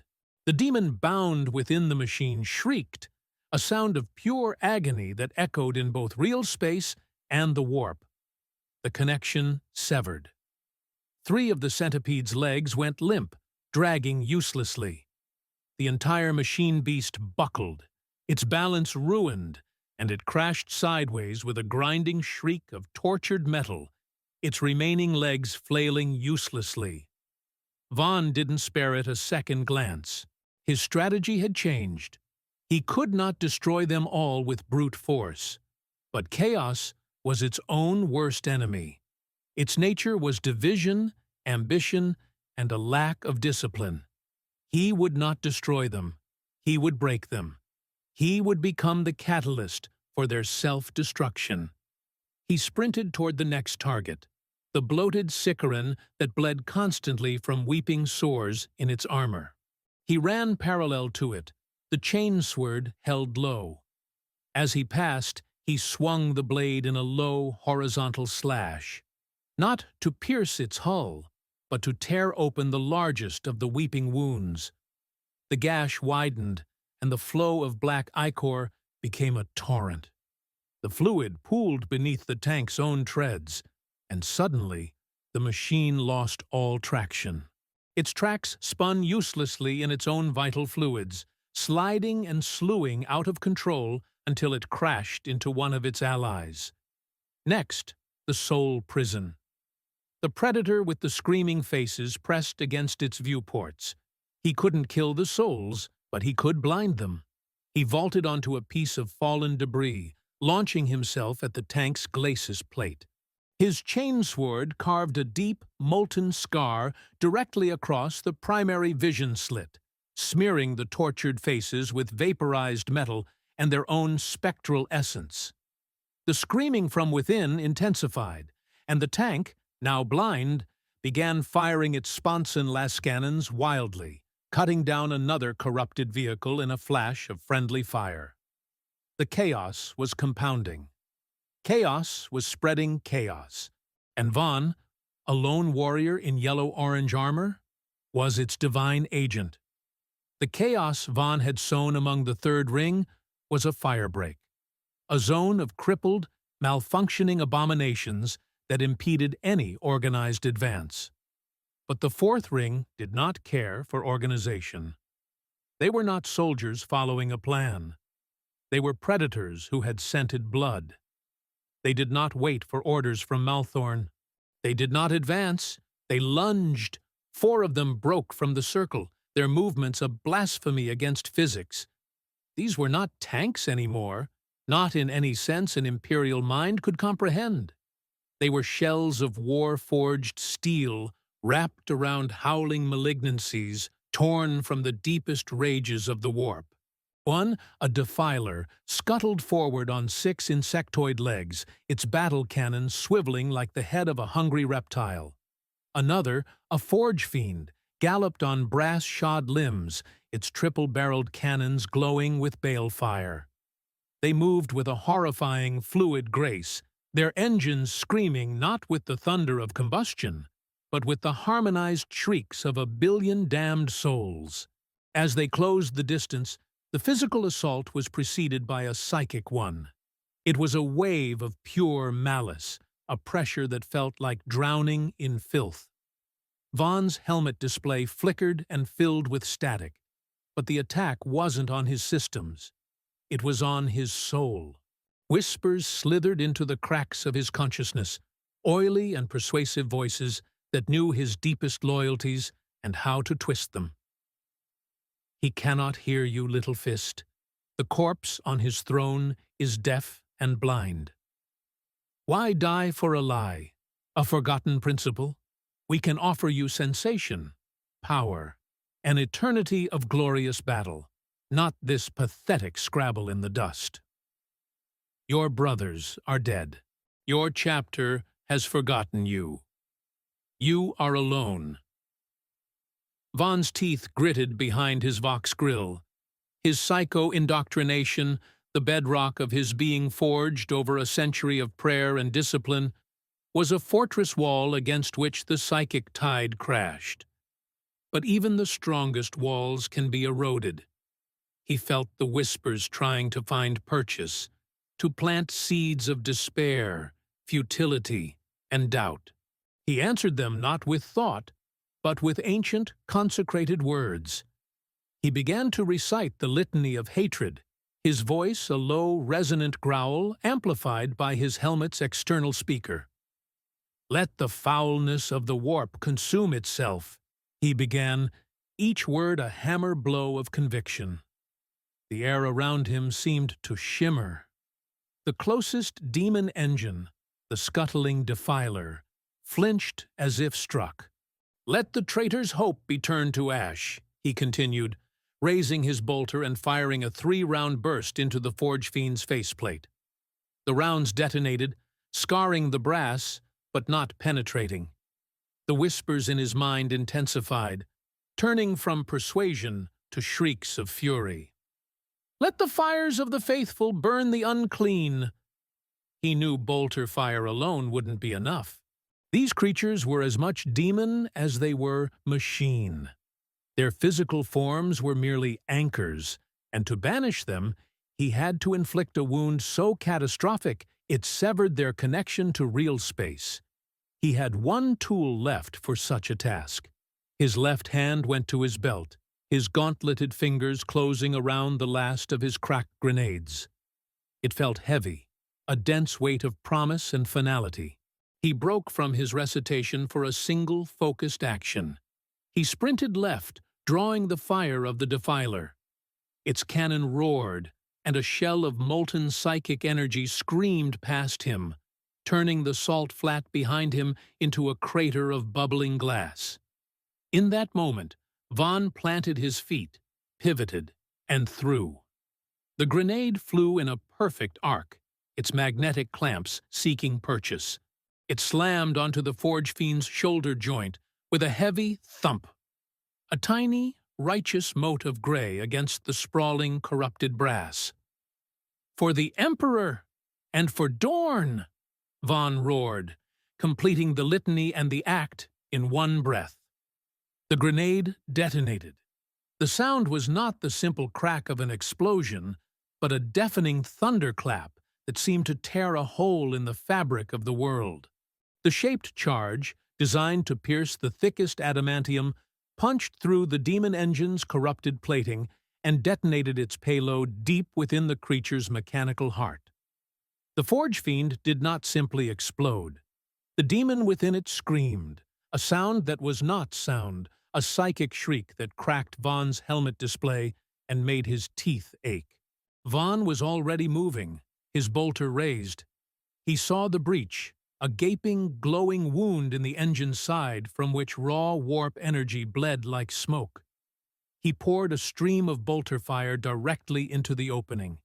Each mass-reactive round that penetrated the hole detonated inside the creature's anchor, shredding the metaphysical tethers that bound it to the material plane. The Forge Fiend shuddered violently. Its form began to flicker, its brass plating turning translucent. For a heartbeat, Vonn saw the true shape of the entity within, a roaring, multi-limbed thing of fire and hate.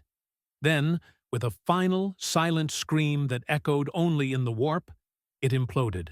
Its essence was violently sucked back into the immaterium, leaving behind a collapsing, blackened husk of a machine that crashed to the ground, inert and dead. 79 tanks remained. But, as Vonn's hand instinctively went to his belt, his fingers found only an empty pouch.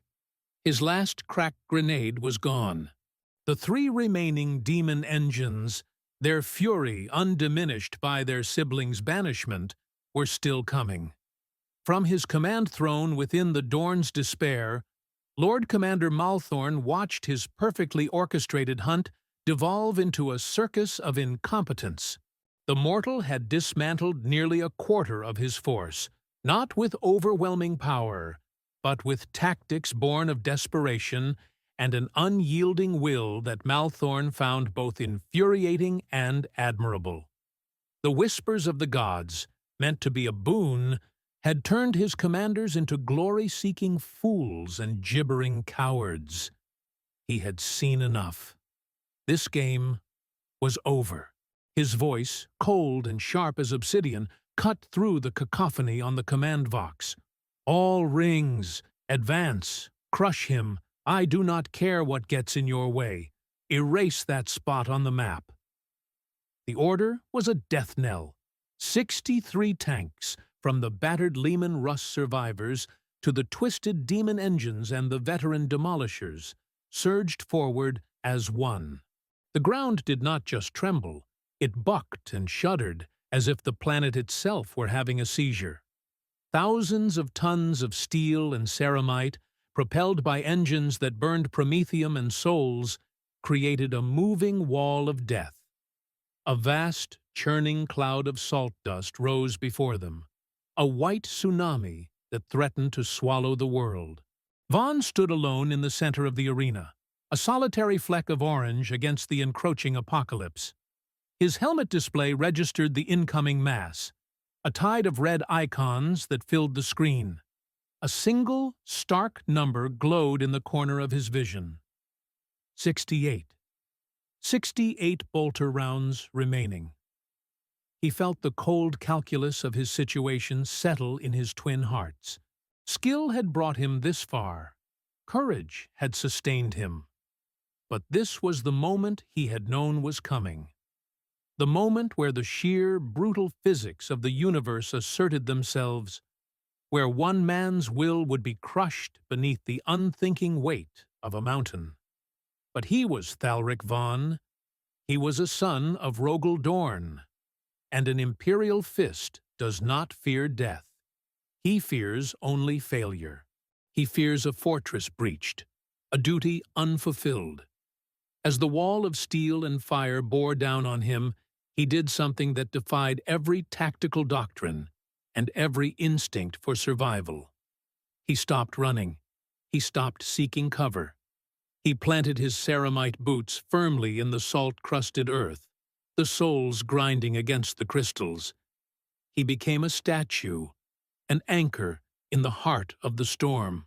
He raised his bolter, the weapon feeling like a familiar extension of his own arm, and his breathing became slow, measured, each exhalation a prayer, each inhalation a resolve. The Chaos crews, peering through vision slits and scrying lenses, saw it.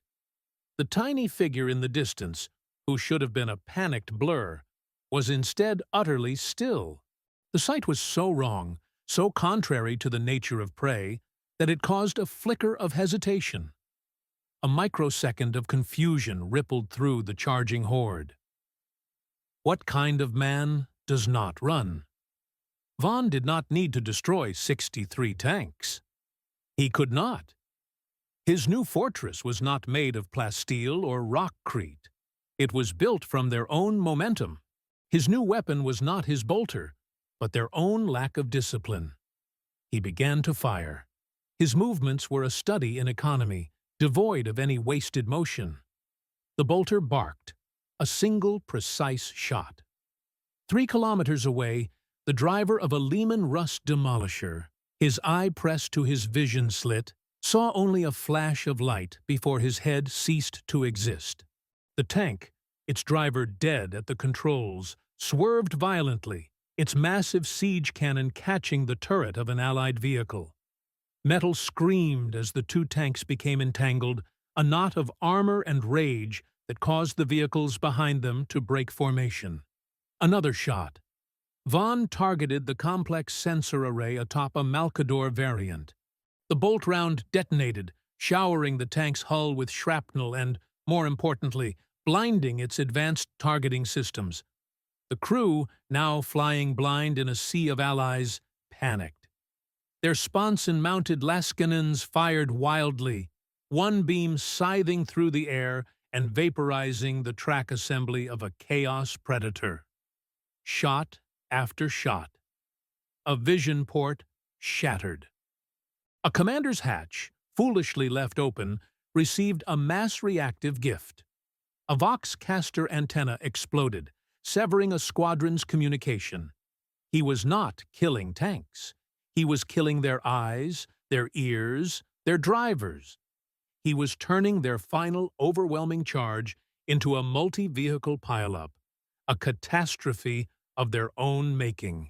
The Chaos crews saw him standing defiant, a lone bastion against the tide, and for the first time, the whispers of their gods were drowned out by a more primal, more immediate emotion. Fear. What kind of man stands in the path of an avalanche and dares it to fall? What followed was not a battle. It was a singularity of violence. 90 seconds of distilled carnage that would be whispered about in the barracks of 1,000 worlds. A legend forged in fire and hate. Vonn was no longer a man. He was a phenomenon. A blur of yellow-orange ceramite moving through the chaos he had sown. He was the Emperor's retribution made manifest, a wraith of vengeance gliding between the lumbering behemoths of steel. His chainsword, a gift of vengeance from his fallen pilot, roared to life. A chaos-marked Leman Russ swiveled its turret to draw a bead on him, its commander leaning out of the cupola for a clearer shot, a sneer of victory already forming on his lips. The sneer was bisected by Vonn's blade. The traitor's head, helmet, and all spun through the air as the chainsword carved through his neck and gorget. Vonn didn't break stride. He was already moving to his next target. A demon engine, a skittering horror of fused metal and flesh, lunged for him with grasping claws. Vonn vaulted onto its hood, his mag-locked boots finding purchase on the screaming hull. His hand darted to his belt, retrieving a meltabomb he had ripped from the corpse of a tank crewman earlier. He slapped the device onto the engine block, the magnetic clamps biting deep. He didn't wait for the timer. He kicked off, throwing himself backward into the air just as the concentrated thermal charge detonated. The world turned white. The demon engine vaporized from the inside out, its shriek cut short. The superheated shockwave engulfed the 2 tanks flanking it, melting their armor like wax and cooking their crews alive in an instant. 3 down. The battlefield had dissolved into a maelstrom of friendly fire. The Chaos crews, their minds already frayed by the whispers of their patrons, and now gripped by sheer terror, lost all cohesion. They saw the flash of orange armor everywhere and nowhere. They fired at shadows, at dust clouds, at each other. Two Leman Russ tanks, their commanders convinced the other was shielding the Space Marine, engaged in a brutal, point-blank duel. Their cannons roared, shells slamming into each other's hulls at ranges of less than 10 meters, tearing away armor plating in huge gouged chunks until one fired a final, desperate shot that penetrated the other's ammunition storage. The resulting explosion consumed them both in a shared pyre of incompetence and rage. Elsewhere, a demolisher crew, blinded by dust and panic, fired their main cannon wildly. The massive shell missed Vonn by 100 meters, instead plowing through the side of a Soul Prison tank. The impact didn't just destroy the vehicle, it shattered the metaphysical cage holding the souls within. A geyser of screaming, ethereal energy erupted from the breach, a psychic shock wave of pure despair that washed over the nearest vehicles. Crews clawed at their own eyes, their minds shattered by the psychic death screams of 100 tormented spirits. From his command throne, Vexus Malthorn screamed orders into his vox, but his voice was just one more sound in a symphony of destruction. No one obeyed.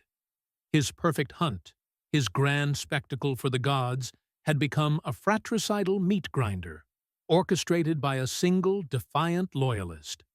Then, as suddenly as it began, the crescendo of violence subsided.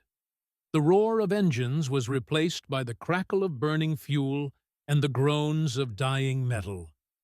The dust began to settle, revealing a scene from a charnel house. The salt flat was a graveyard of twisted, burning hulks. 41 tanks remained operational, their crews frozen in shock, staring at the devastation they had wrought upon themselves. And in the center of it all, Vonn stood. His bolter was empty, its slide locked back. His chainsword was silent, its fuel cells finally exhausted. His armor, battered and scorched, sparked erratically, its power systems critical, the light in his helmet lenses flickering. He was wounded, exhausted, and disarmed. But he was still standing. Vexus Malthorn had seen enough. The game was over.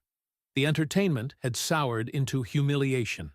From the command throne of his personal Baneblade, he had watched his perfectly orchestrated hunt devolve into a chaotic, self-inflicted slaughter. This single, stubborn loyalist had turned his force's greatest strength, its sheer numbers, into a fatal weakness. The laughter of the gods had turned from amusement at the Fist's expense to ridicule at his own. With a cold, internal command, he ordered his war engine forward. The Dorn's despair lurched into motion, its engines thrumming with a power that vibrated through the very salt of the earth. It was a super-heavy tank, a fortress on treads, and it moved with the brutal indifference of a glacier. It did not swerve to avoid the burning wrecks of Malthorn's own force. It simply drove over them. The screech of metal on metal filled the air as the Baneblade's immense weight crushed the hulls of disabled Leman Russ tanks, their dying crews silenced under tons of collapsing steel. This vehicle was more than a weapon. It was a monument to hatred, a rolling blasphemy crafted over a century of spite.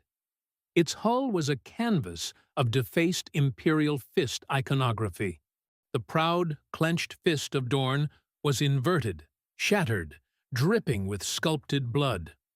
Holy scriptures were overwritten with demonic runes, and its main cannon, a weapon that could level a hab block in a single shot, was named the Emperor's Folly. Against one warrior, wounded, exhausted, and out of ammunition, it was not merely overkill. It was contempt made manifest. Malthorn wanted this to be personal. He wanted to look upon the Loyalist's face as hope finally died. The circular commander's hatch hissed open, and the Iron Warrior veteran rose into the toxic air of Kharybdis Prime. His ancient power armor, Terminator plate from the days of the Great Crusade, marked him as a true veteran of the Long War. His face was a ruin of augmetic implants and scar tissue that stretched back 10 millennia. His voice, amplified by dark technology, boomed across the battlefield, carrying a weight that needed no voxcaster. "You have fought well," Malthorn admitted, his tone devoid of admiration, filled only with a cold, final appraisal. "Better than any of your 17 brothers I have killed. But it ends here. Now." He gestured with a power claw toward the defaced icons on his tank. "Surrender your gene seed to my collection. Kneel, and I will grant you a warrior's death. A single, clean shot." He let the offer hang in the air, a final temptation. "Continue to resist, and I will have my warpsmiths keep you alive while I feed you to my crew. One piece at a time. Your suffering will become a sacrament." Vonn did not answer. He did not kneel. He did not even raise a weapon. His twin hearts hammered against his cracked ribs. His muscles screamed with exhaustion. His armor's systems were dead, the comforting hum of its power pack replaced by an unnerving silence. He had nothing left. No rounds for his bolter, no fuel for his chainsword, nothing but the faith his Primarch had instilled in him. And so, his response was not a word, but an act. He charged. His exhausted legs found a final reserve of strength, carrying him across the corpse-strewn ground in a desperate, defiant sprint. Not away from the Baneblade, but directly toward it.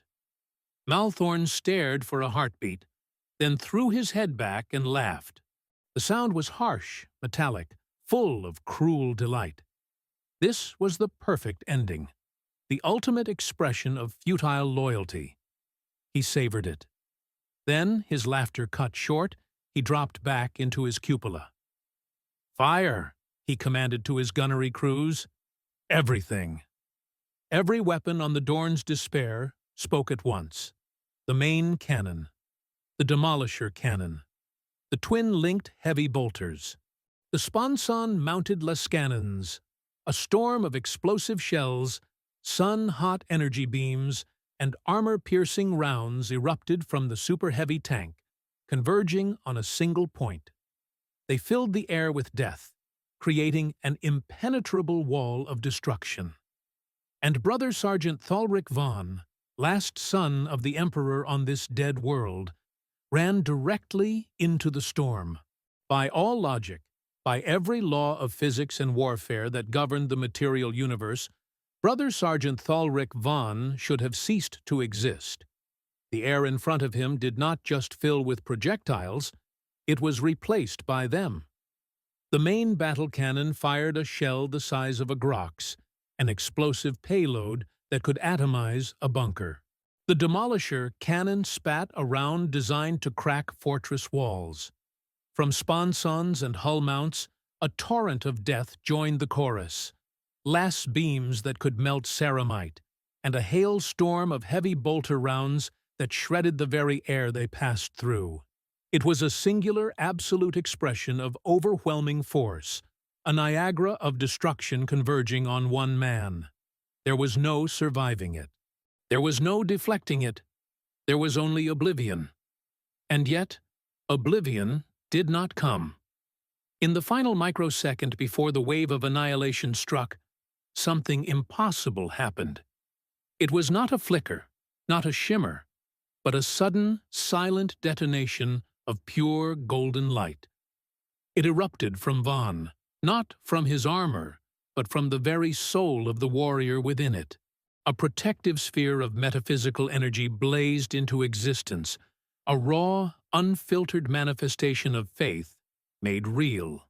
It was the color of the Imperial Aquila, the light of humanity's dawn, anathema to the corrupted, bleeding sky of Kharybdis Prime. The Baneblade's fury crashed against this impossible shield. The main cannon shell, moments from impact, detonated against the light. Its concussive force and shrapnel, which should have blasted Vonn into memory, were simply turned aside, veering off into the salt flat at impossible angles. The last beams struck the golden aura and scattered, not as focused beams of energy, but as harmless, prismatic rainbows. The storm of bolter rounds ricocheted away, their mass-reactive warheads failing to trigger, clattering uselessly to the ground. Even the ambient psychic malice from the watching demon engines, a pressure meant to crush the spirit, slid off the golden sphere like water from polished steel. Vonn did not understand what was happening. He knew only that he was running through a tunnel of blinding gold, the roar of 1,000 deaths deafening him, yet he felt no impact. His training, his 112 years of service, screamed at him, "Do not stop, do not question, exploit the opening." He was alive when he should be dead. That was enough. He pumped his legs harder, his gaze locked on the looming mass of the Dorn's despair. He was still in the fight. He burst through the dissipating storm of fire and slammed into the Baneblade's hull with the force of a battering ram. The golden light faded as quickly as it had appeared, leaving behind only the ozone tang of immense power discharged. Vonn's gauntlets found purchase on an ornate, blasphemous icon. He began to climb. High above, in the open cupola, Vexus Malthorn stared. His mind, ancient and calcified by 10,000 years of war and heresy, could not process the sight. He had given the order. He had seen the fire. He had anticipated the red mist that should have been the only trace of the Imperial Fist. Instead, the Loyalist was climbing his tank. Climbing, as if he had just shrugged off the wrath of a god machine. Disbelief gave way to a surge of black, cosmic rage. This was a mockery, a violation of the rules. The gods were toying with him. Then, as Vonn hauled himself higher, hand over hand up the tank's vertical armor plating, Malthorn felt an emotion he had long forgotten. It was a cold dread that started in the pit of his stomach and spread through his veins like ice. It was fear. He roared, a sound of fury and terror, and drew his own weapon. A demon sword materialized in his grip, its blade forged from solidified hatred, whispering promises of eternal pain to all it touched. He would meet this miracle, in personal combat. He would tear the faith from the Space Marine's soul with his own hands. Around them, a strange silence fell. The remaining 39 Chaos tanks, their crews having witnessed the impossible, ceased their fire. They could not risk hitting their commander's war engine.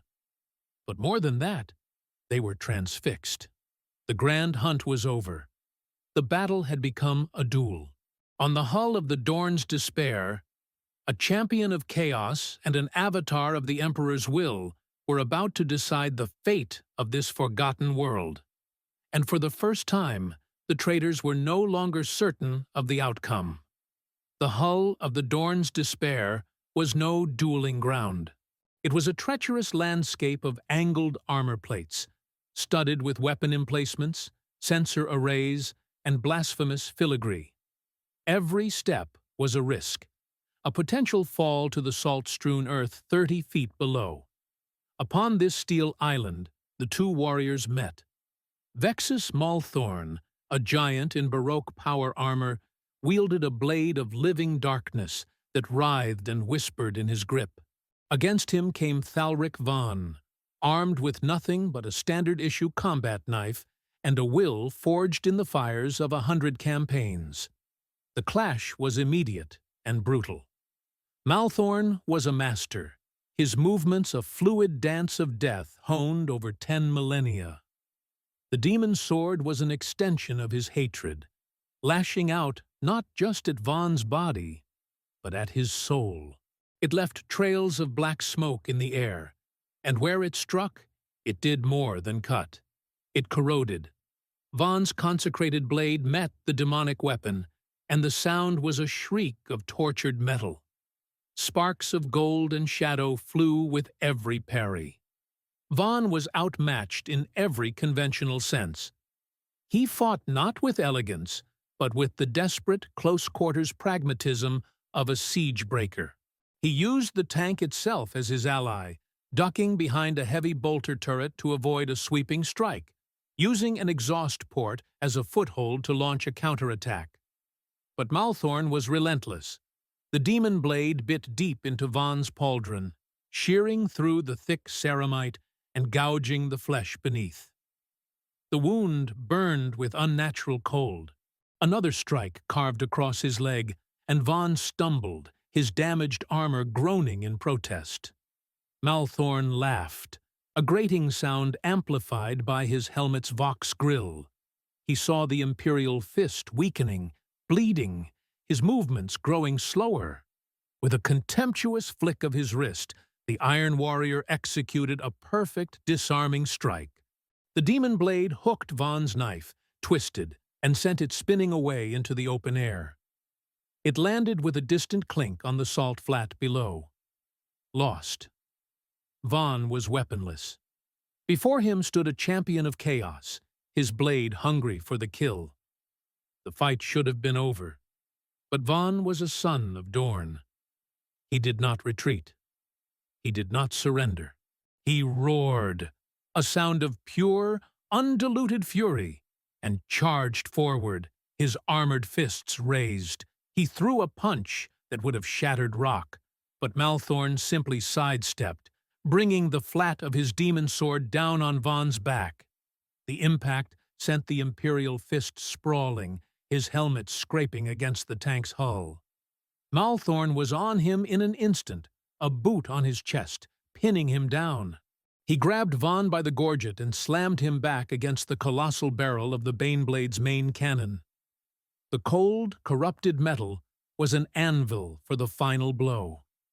Malthorn raised his sword, its tip now level with Vonn's throat. The whispers intensified, flooding Vonn's mind with promises of agony and visions of a dying Imperium. The traitor leaned in close, savoring the moment of victory. Pinned, bleeding, and disarmed, Vonn looked up into the corrupted lenses of his foe. He gathered the blood and saliva in his mouth and spat it directly into Malthorn's faceplate. Through broken teeth, he whispered a final, chilling invocation, a single phrase meant not as a prayer, but as a curse. Dorn watches. For a warrior of the Iron Warriors, whose Primarch's greatest rival was Rogal Dorn, the words were a personal sacrilege. Malthorn recoiled, not in fear, but in a sudden, incandescent rage. It was a flicker of emotion, a split second of shocked fury that made his grip loosen, the pressure of the blade on Vonn's throat easing for a heartbeat. It was enough. Vonn's free hand, pinned against the cannon's housing, scrambled for purchase. His fingers closed around something hard, sharp, and jagged. A thick metal bolt, sheared off from the tank's own armor during the earlier battle and wedged into the cannon's recoil mechanism. With the last ounce of his strength, channeling all his pain and hatred into one final desperate act, Vonn drove the makeshift spike up and deep into Malthorn's right eye lens. A sound tore from Vexus Malthorn's throat that was not human. It was the shriek of 10,000 years of pride being annihilated in an instant of searing, unbelievable pain. He staggered back, both hands clawing at his ruined face, the jagged metal bolt buried deep in his eye socket. Blood, black and oily, streamed between his fingers. The psychic shock of the injury was catastrophic. The demon sword in his grip, a weapon bound to his will and fueled by his malice, flickered. Its dark energies wavered, the whispers of the entity within turning from promises of power to shrieks of its own. Then, With a final, pathetic hiss, the blade dissolved into a cloud of greasy smoke and was gone, its bound spirit fleeing back to the warp. Vonn did not grant him a moment to recover. He surged forward, ignoring the fire in his own wounds, his body screaming for rest. He seized the front of Malthorn's ornate breastplate, his gauntleted fingers finding purchase on the blasphemous iconography. With a roar that was part battle cry and part sheer exertion, he heaved. The Iron Warrior, a demigod of chaos in his own right, was lifted from his feet. For a split second, he was suspended in the air, his one remaining eye wide with a terror he had not felt since before the Horus heresy. Then, Vonn hurled him over the side of the Baneblade. Malthorn tumbled through the air, his heavy armor offering no grace, his limbs flailing. He fell for what felt like an eternity before crashing onto the hard-packed salt flat below with a sickening crunch of ceramite and bone. He did not die. His transhuman physiology and the dark blessings of his gods kept him alive. But he was a broken thing. He lay in a heap, armor cracked, one leg bent at an impossible angle, his screams now reduced to gasping, agonized whimpers. Vonn dropped down from the tank's hull, landing in a heavy crouch beside the fallen traitor. His own legs buckled, and for a moment he thought he would collapse. But the sight of his enemy, helpless in the dust, fueled him. He pushed himself upright. His eyes scanned the battlefield, littered with the dead. A few feet away lay a bolt pistol, dropped by one of Malthorn's crew. Vonn picked it up. Its weight was familiar, comforting. He strode over to where Malthorn lay and stood above him, a grim, yellow-armored specter of judgment. He aimed the pistol at the traitor's head. His voice, when he finally spoke, was a low, rasping growl, scraped raw by exhaustion and the dry, corrosive air. It was the first time he had spoken since the battle began. 17 of my brothers, you claimed. Malthorn flinched, trying to crawl away, his broken body refusing to obey.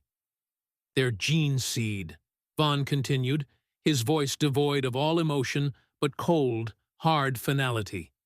It hangs around your throne. He pressed the pistol's heavy barrel against Malthorn's skull, the cold metal of final, intimate contact. Where? Terror, pure and absolute, finally broke the Iron Warrior completely. The arrogance of millennia evaporated, replaced by the primal fear of a cornered animal. Words spilled from his lips, a desperate, pathetic torrent of confession. He told Vonn everything. The gene seed was in 17 stasis vials, arrayed around the command throne's base, each a holy relic preserved in a cage of heresy. He babbled the command codes for the Dorn's despair, the override sequences for its corrupted machine spirit. He gave up the disposition of his fleet, the secret muster points, the names of other Chaos Lords who played these same vile games. He offered everything, every secret he had ever hoarded, in a desperate, slobbering plea for a life he no longer deserved. Vonn listened in silence, until the stream of information ran dry, until Malthorn was left with nothing but choked, terrified sobs. He had what he needed. He had the means to reclaim his brother's legacy. He pulled the trigger. The bolt round detonated with a wet, final crack. Everything above Vexus Malthorn's shoulders ceased to exist. Justice, delayed for 10,000 years, was at last delivered on a dead world, under a bleeding sky. Vonn climbed.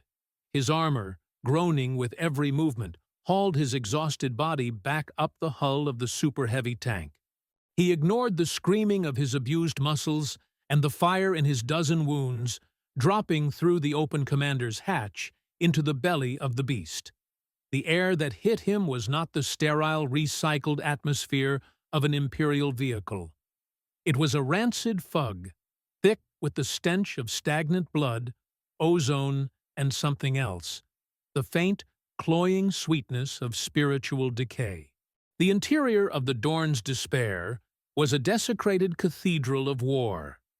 Every surface was covered in jagged, blasphemous script, the hateful runes of the Dark Tongue carved into the metal. Human bones, polished to a sickening sheen, were used as decorative trim around control panels and Vox grills.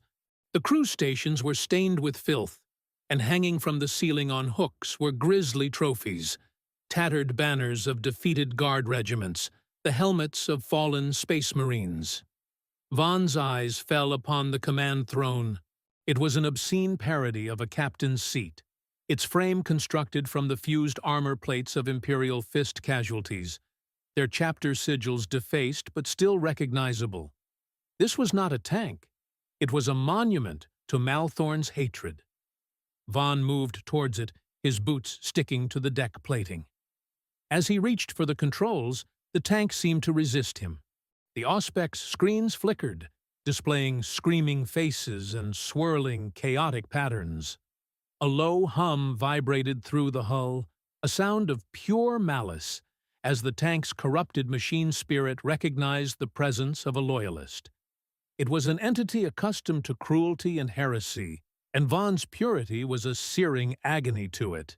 For a moment, the machine fought him, a psychic wave of revulsion and hatred pressing in on his mind. But Vonn was a son of Dorn. His will was a fortress. He placed his hands on the armrests of the throne and sat. He did not fight the spirit with psychic force, but with the sheer, unyielding weight of his duty. He closed his eyes, reciting the litany of fortitude internally, his conviction a bulwark of cold, hard reality against the warped taint. The screaming faces on the screens wavered. The chaotic runes flickered, struggling, and then resolved into the crisp, familiar lines of a standard template construct tactical display. The Aquila, the symbol of the Imperium, burned brightly on the central monitor, overwriting a blasphemous 8-pointed star. The Dorn's Despair fell silent, its malevolent hum replaced by the steady, powerful thrum of a loyal engine. It was his. The tactical overview gave him a god's-eye view of the Salt Flat. 39 red icons, representing the remaining Chaos tanks, were scattered in disarray. No longer an encircling wall of inevitable death, they were now just targets. The power dynamic had not just shifted. It had been inverted with apocalyptic force. He was no longer a single space marine fighting 100 tanks. He was now a single space marine commanding a Baneblade, facing a broken, terrified rabble. Their confusion was a symphony of failure. Through the tank's Vox interceptor, he heard their panicked shouts. "He's taken the Despair!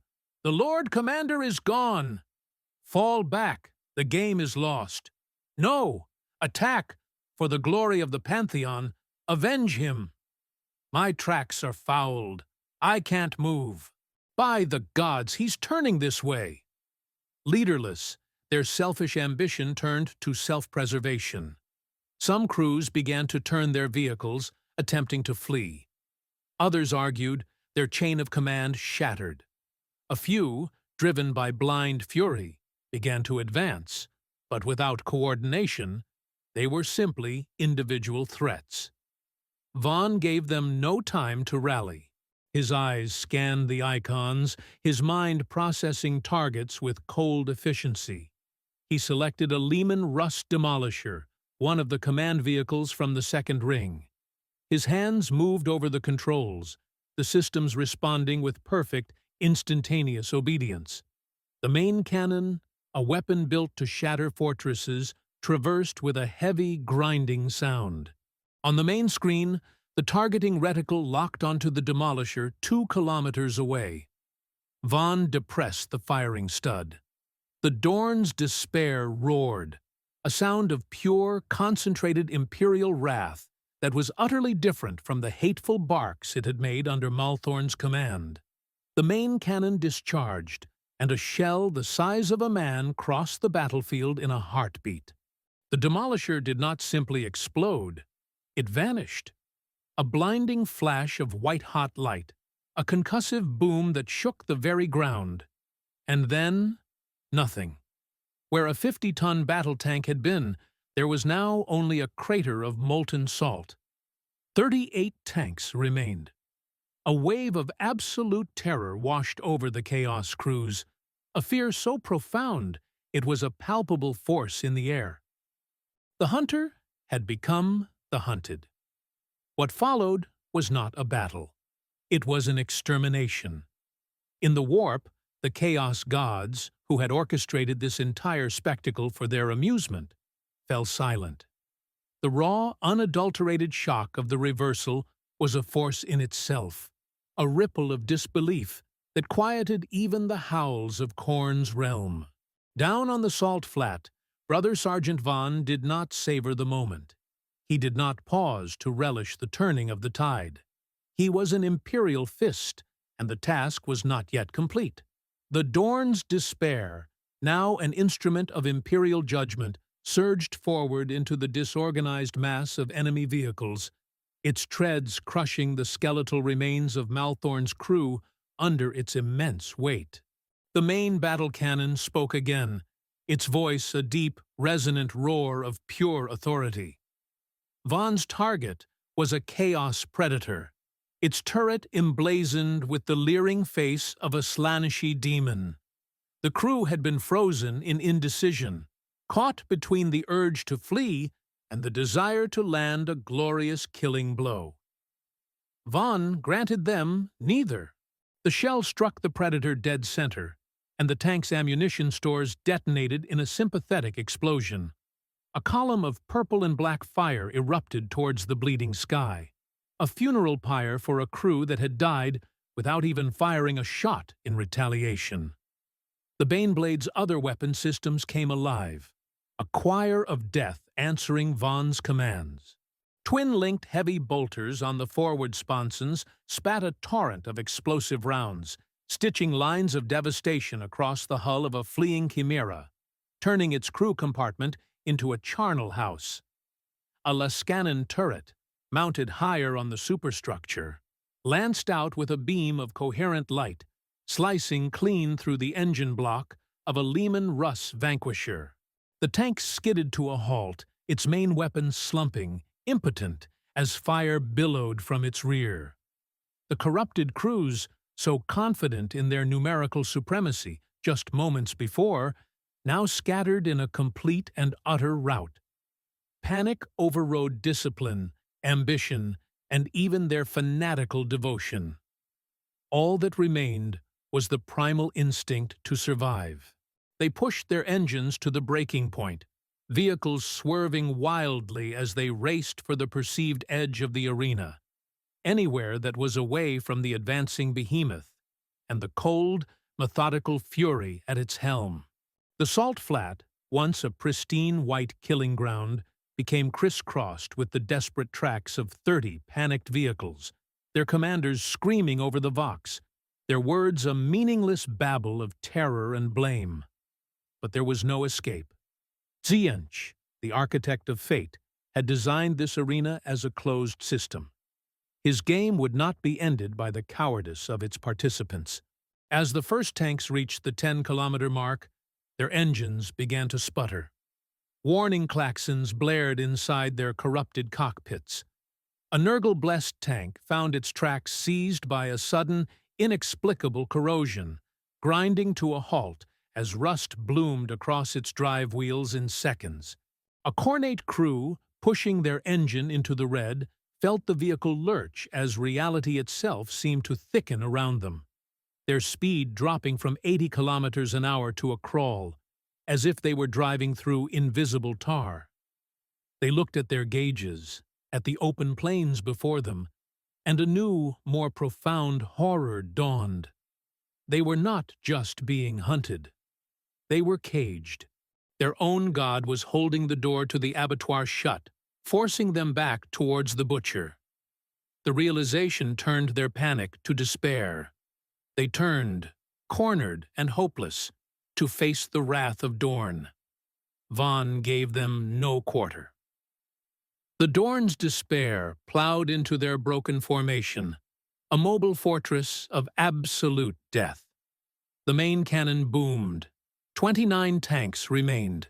The Demolisher cannon on a side sponson fired, its short-ranged shell arcing through the air and obliterating a hellhound, its Promethium tanks igniting in a fireball that consumed 2 other vehicles nearby. 26. Lascannons fired in sequence, gutting engine blocks and detonating ammo racks. 22. The Salt Flat was no longer an arena. It was a graveyard of burning steel and screaming souls, the air thick with the stench of ozone and cooked flesh. The number of red icons on Vonn's tactical display dwindled with horrifying speed. 20. Then 15. The Hunter was finishing his work. The last of the panicked Leman Russ tanks, its turrets spewing black smoke, finally succumbed to a Lascannon strike that split it in 2. On Vonn's tactical display, the field of red icons had been reduced to a mere dozen. Victory was a tangible thing, a metallic taste in the air alongside the ozone and promethium. But the hunt was not over. Of the 12 remaining signatures, 3 were different. They were not fleeing. They were not fighting. They were converging. The 3 survivors of the 4th ring, the true demon engines, the warp entities wearing armor as flesh, had halted their retreat. They now moved with a slow, deliberate purpose toward the center of the remaining cluster of tanks, ignoring the lesser vehicles that scattered around them. Vonn watched on his main display, his hand steady on the firing controls of the Baneblade. He felt a cold knot tighten in his gut, a warrior's instinct screaming that the nature of the battle was about to change once more. Then the fusion began. Metal flowed like molten wax, the distinct chassis of the 3 demon engines losing their form. Hulls warped and stretched, armor plates dissolving into a screaming collage of tormented steel and weeping orifices. The central vehicle, a possessed predator, became the Nexus, its hull bloating as the other 2 were drawn into it, their own forms disintegrating and merging with its mass. Cannons twisted into new, impossible configurations. Sponsons became chitinous limbs. The sound was a symphony from hell. The grinding of reality, the shriek of tortured machine spirits, and the psychic howl of the demons within, their individual consciousnesses being woven into a single, monstrous tapestry. What rose from the pyre of its own creation defied description. It was a tank, but only in the loosest sense. It was the size of a small hab block, a lurching fortress of corrupted metal that pulsed with a malevolent inner light. Its hull was a single, immense, screaming face, its vision slits weeping molten slag. It bristled with the fused weaponry of all 3 of its constituent parts, a walking arsenal of damnation. This was no longer a vehicle. It was a greater demon wearing an exoskeleton of blasphemy, called forth from the depths of the warp by the collective, desperate will of its lesser kin. It spoke, not with a voice, but with a psychic weight that pressed against the inside of Vonn's skull, a chorus of 100 damned souls speaking as one. "Mortal," it rasped, the thought words crawling like insects through his mind. "You have proven entertaining. The game is over. Your prize is your life. Your payment is this shell." The bargain was laid bare. "Give us the tank, this vessel of your Primarch's despair. It will be our new host. In return, we will permit you to leave this place. You may walk from this arena, your life intact." It was a lie. Vonn knew it instantly. A demon's promise was worth less than the dust on his boots. But the offer itself was a revelation. This creature, This abomination of steel and spirit would not have offered a bargain if it held all the cards. It was afraid. Vonn's mind, trained in the tactical doctrines of the Imperial Fists, analyzed the situation with cold precision. What could a greater demon, in a shell of this magnitude, possibly fear from a single Baneblade? The answer was not in the tank's weapons. It was in its cargo, the 17 vials of Imperial Fist gene seed. Malthorn had kept them as trophies, but Vonn now understood their true nature. They were not just biological matter, they were relics, consecrated by the faith and sacrifice of 17 of Dorne's sons. They were spiritual landmines, waiting within the heart of this corrupted machine. The demon wanted the power of the Baneblade, but it could not risk consuming the purity of the gene seed. It would be a poison of the soul. A grim, thin smile touched Vonn's lips behind his helmet's faceplate. It was the smile of Rogal Dorne himself, the expression of a fortress commander who has just identified the fatal weakness in the enemy's siege engine. He did not answer the demon's bargain with words. He answered with fire. His hands moved across the control panel, a blur of practiced motion. He rerouted auxiliary power to the main cannon, designated the monstrous fusion as the sole priority target for every weapon system, and locked on. The Baneblade's machine spirit, now cleansed and eager, roared its compliance. The main battle cannon, the demolisher cannon, the twin-linked heavy bolters, and every lascannon turret spoke at once. The world outside the viewport dissolved into a storm of incandescent light and explosive fury, all of it directed at the single screaming face of the abomination. The demon's bargain had been refused. The final duel had begun. The battle between the Dorne's despair and the demon fusion was a war between realities. The abomination unleashed its full arsenal, a storm of pure chaos, torrents of immaterial warp fire, burning with colors that had no name, washed over the Baneblade's hull, seeking not just to melt its armor, but to incinerate the faith of the man inside. Psychic shock waves hammered against the tank, manifested as a deafening chorus of a billion screaming souls, each one a victim of the ruinous powers, their agony a weapon meant to shatter Vonn's sanity. The very air around the Dorne's despair warped and curdled, reality thinning as the demon sought to drag the super-heavy tank into the hell from which it was spawned. But the tank held. It was more than a machine of war now. It was a reliquary, a mobile shrine. A faint, golden luminescence, almost imperceptible against the blazing warp fire, clung to its armor. This was Vonn's faith, amplified by the 17 holy relics he carried, a shield of pure conviction. The demon's psychic assaults broke against it like waves against a cliff of adamantium. The soul-searing flames slid from the hull, their corrupting energies unable to find purchase on steel, sanctified by a son of Dorne. The Baneblade endured, a bastion of imperial will against a tide of fury. Inside the command throne, Vonn was a rock of cold focus.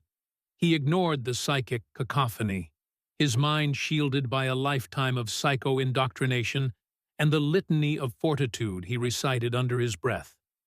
His hands moved with the unhurried precision of a master siege breaker. He was not firing wildly. He was aiming. His tactical display highlighted the grotesque seams where the 3 demon engines had merged, points of structural and metaphysical weakness where the entity's hold on its physical form was most tenuous. The Baneblade's main cannon fired.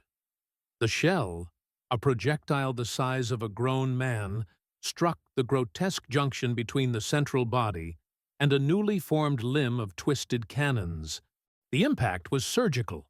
Corrupted metal, not forged but willed into existence, shattered.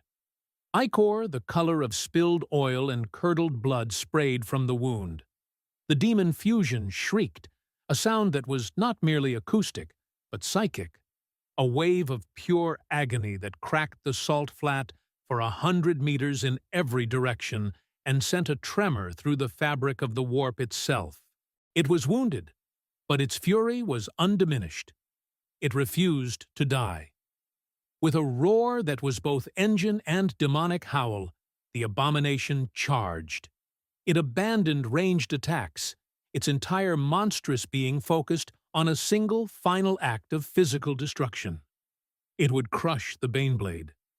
It would grind the tank and the defiant mortal within it into the salt, a monument of scrap to its power. The ground shook with each step of its lurching, impossible gait, its immense form blotting out the bleeding sky as it bore down on Vonn's position. Vonn did not retreat. He did not waver. An Imperial Fist does not yield ground. He met the demon's rage with his own cold, unbending resolve. He jammed the Baneblade's throttle to its absolute limit, ordering the tank's mighty engine to give him everything it had. The Dorn's despair surged forward, its treads churning the salt into a white storm, meeting the demon's charge head-on. The impact shook the world. The sound was not a crash, but the sound of reality itself breaking. A cataclysmic shriek of grinding, tearing metal echoed across the dead plains as the two titans collided with a force that could have leveled a hive spire. For a long, terrible moment, they were locked in a stalemate of raw power, a mountain of faith against a mountain of fury, each pushing against the other, neither able to gain an inch. The demon's screaming face was inches from the Baneblade's prow, its molten tears sizzling against the holy armor. Vonn felt the entire super-heavy tank groan under the strain, its adamantium frame threatening to buckle. He could not win this contest of brute strength. And then, as the demon began to push his tank back, inch by grinding inch, Vonn played his final card. Locked in a contest of titans, the Dorn's despair groaned, its very frame protesting the impossible strain. The demon fusion, a mountain of screaming metal and condensed malice, was winning. Inch by agonizing inch, it pushed the super-heavy tank backward, its immense weight and raw warp power overwhelming the Baneblade's engine. Vonn felt the vibrations through his throne, the shriek of tortured adamantium a physical blow. Warning runes flashed across his displays, structural integrity failing, engine temperature critical. He was being crushed. But deep within the tank's corrupted heart, something else was present. In the command chamber, secured in racks near the throne, 17 vials of gene seed rested in stasis. They were the stolen legacies of 17 Imperial Fists, martyrs whose final moments had been stolen by Malthorn's treachery. For millennia, their essence had been trapped, their spirits watching from the tides of the warp, silent witnesses to their own desecration. They had watched Vonn's desperate struggle, his refusal to yield, his embodiment of everything they had died for, and now, at the moment of his final defiant stand, they would be silent no longer. It began not with a flash, but with a pulse. A single point of soft, golden light bloomed within each of the 17 vials. The light was not harsh or electric. It was warm, serene, and utterly pure.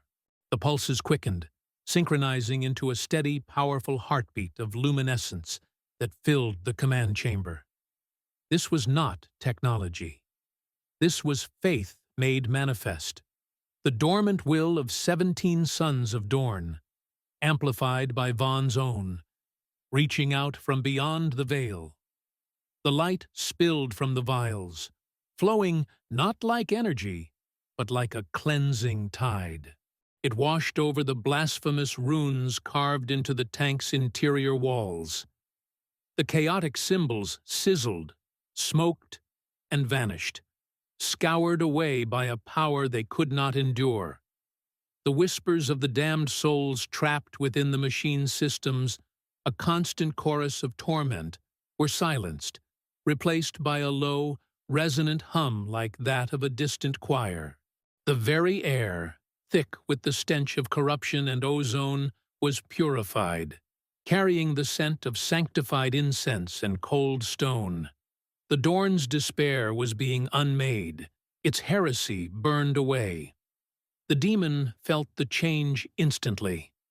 The holy energy radiating from the Baneblade was anathema, a poison to its very being. It shrieked, a sound of pure existential terror, and tried to recoil. The golden light was like a star being born against its flesh, and it flinched from the touch, its merged form writhing as it tried to pull away from the source of its agony. But Vonn would not let it go.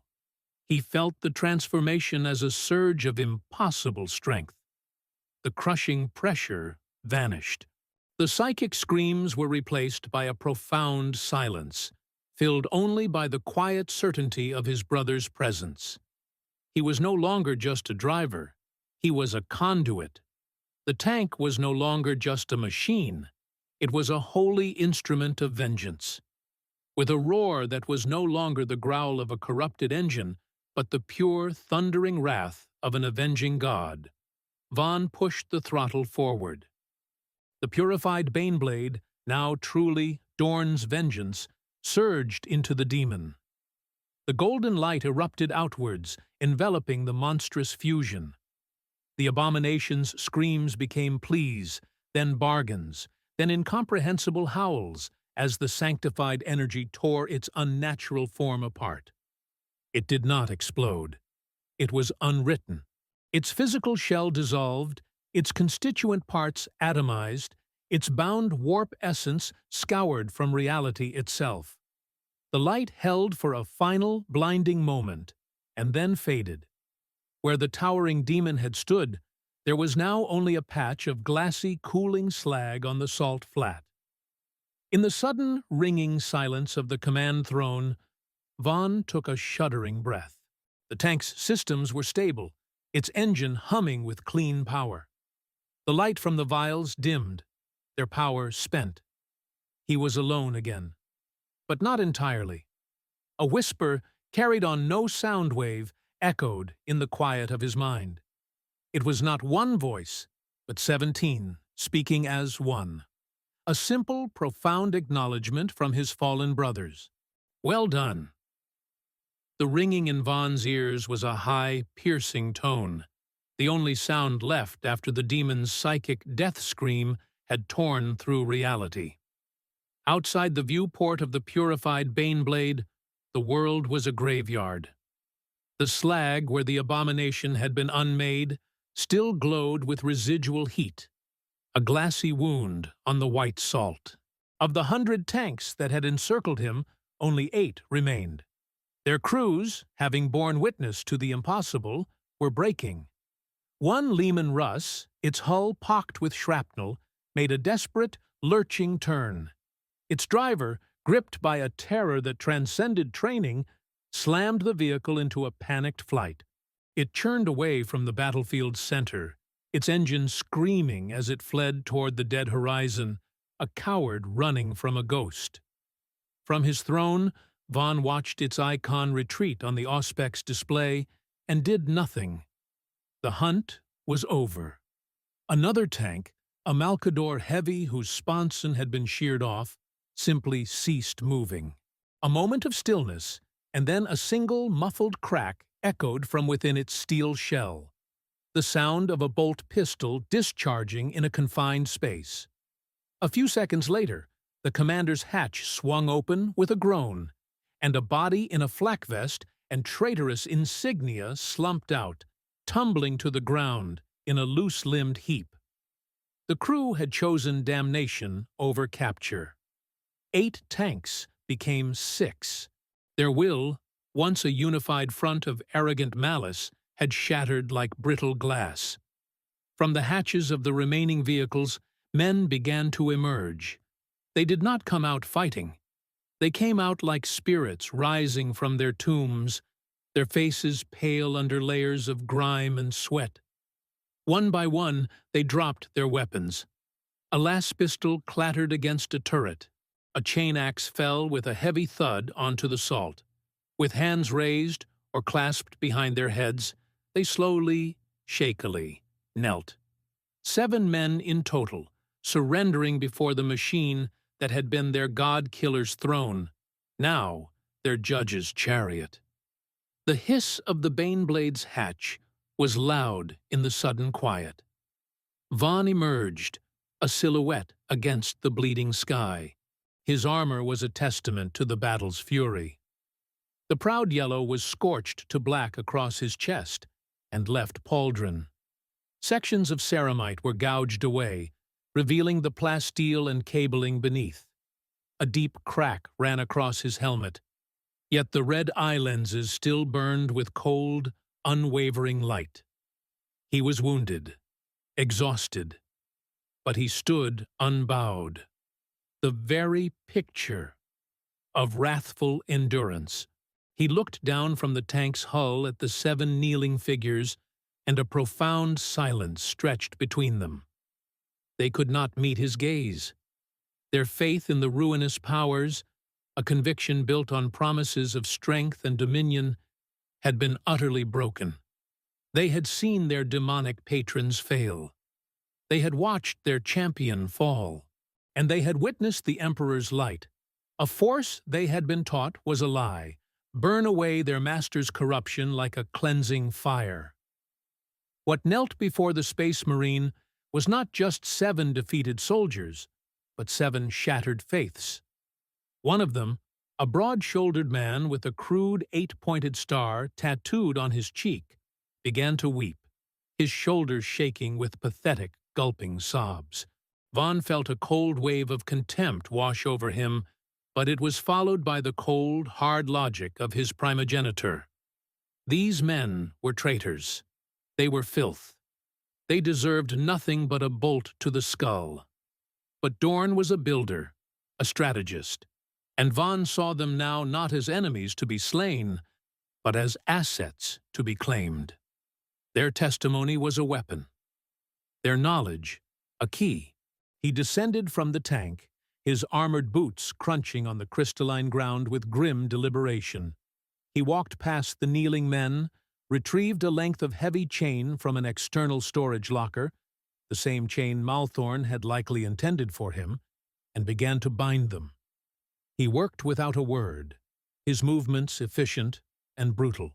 He yanked their arms behind their backs, the metal links biting into their flesh, ignoring their whimpers and pleas. He was not their confessor. He was their jailer. When all 7 were chained together in a miserable line, he marched them into the Baneblade's cavernous troop bay. The compartment, once a space for chaos cultists, was now a prison. The heavy ramp sealed behind them with a deep, final thud, plunging them into darkness.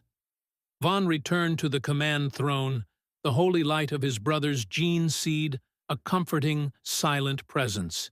He had won, but the war was not over. He now had prisoners to interrogate and a truth to deliver. These broken men would face imperial justice, and their story would serve as proof. Against the will of the Emperor and the resolve of his sons, no odds were impossible. In the timeless, formless expanse of the immaterium, the wager reached its conclusion.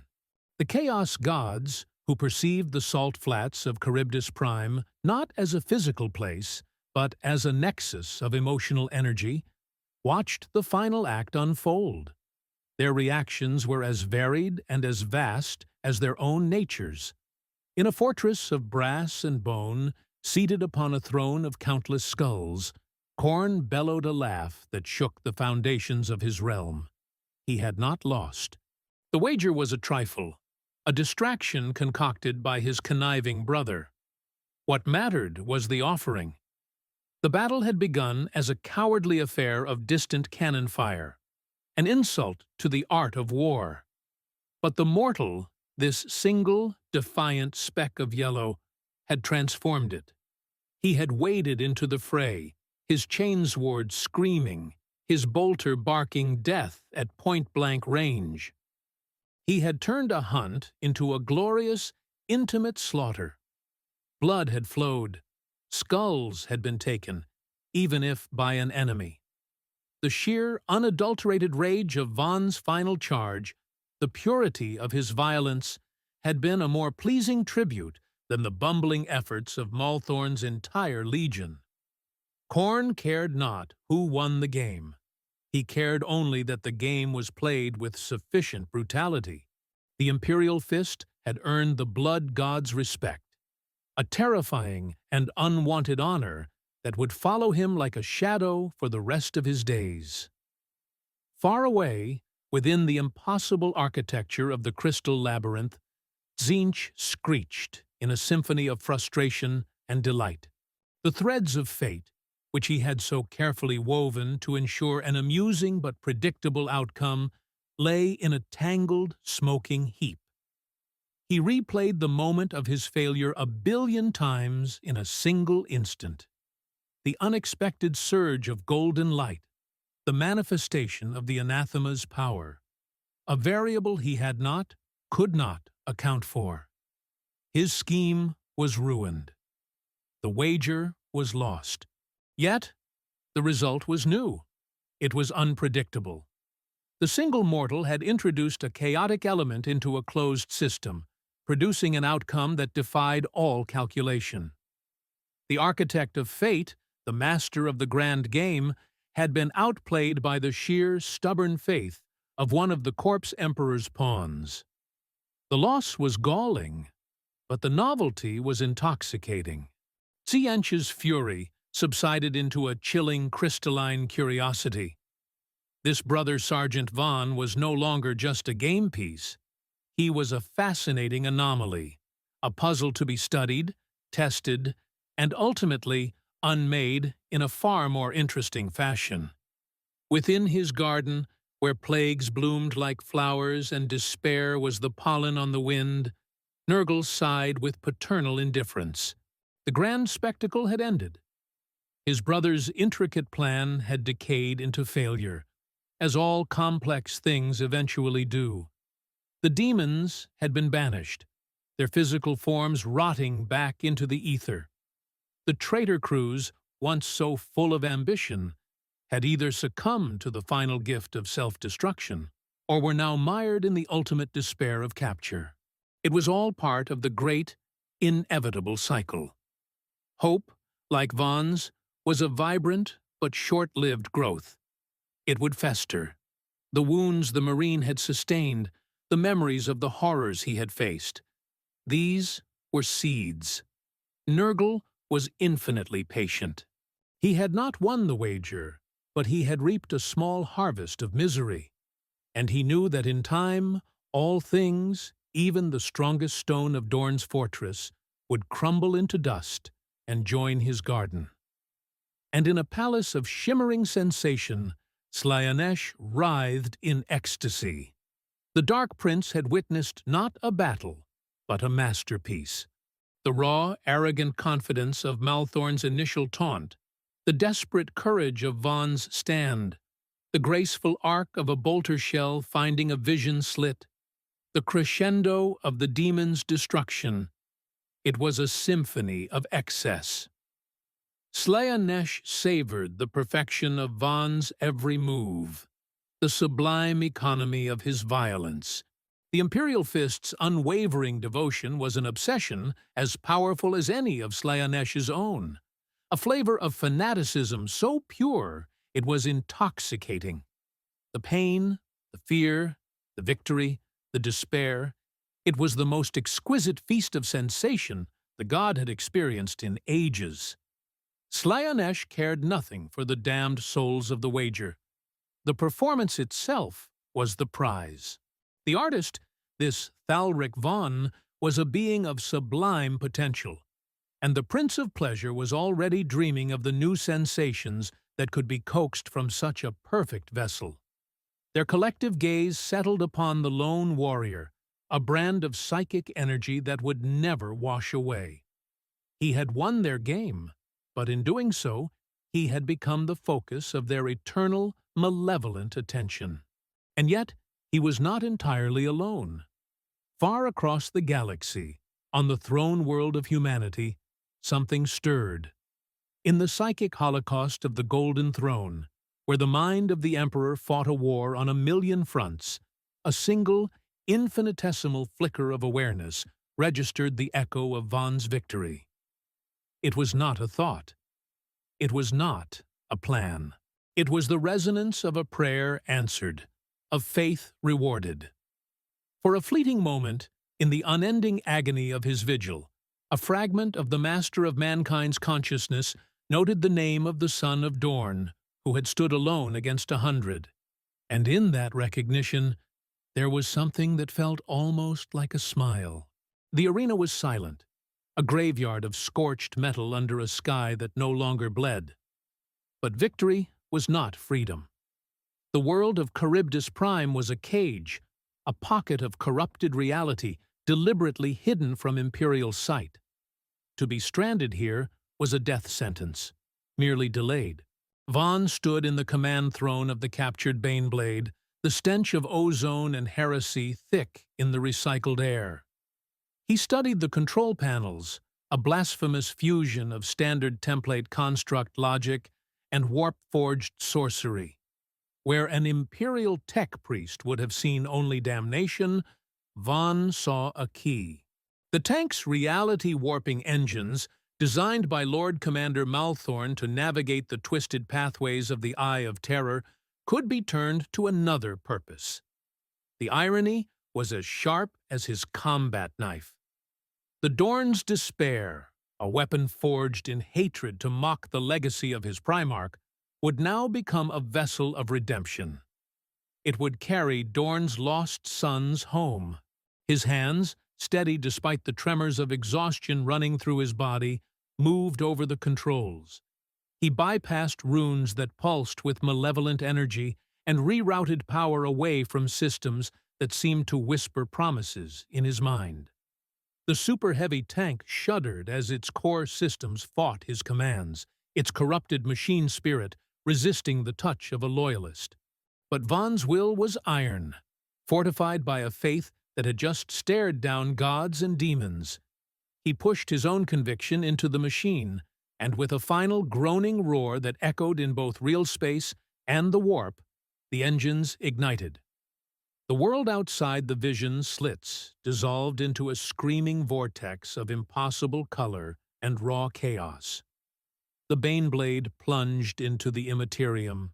The journey lasted 17 hours, 1 hour for each of the fallen brothers whose gene seed he now protected.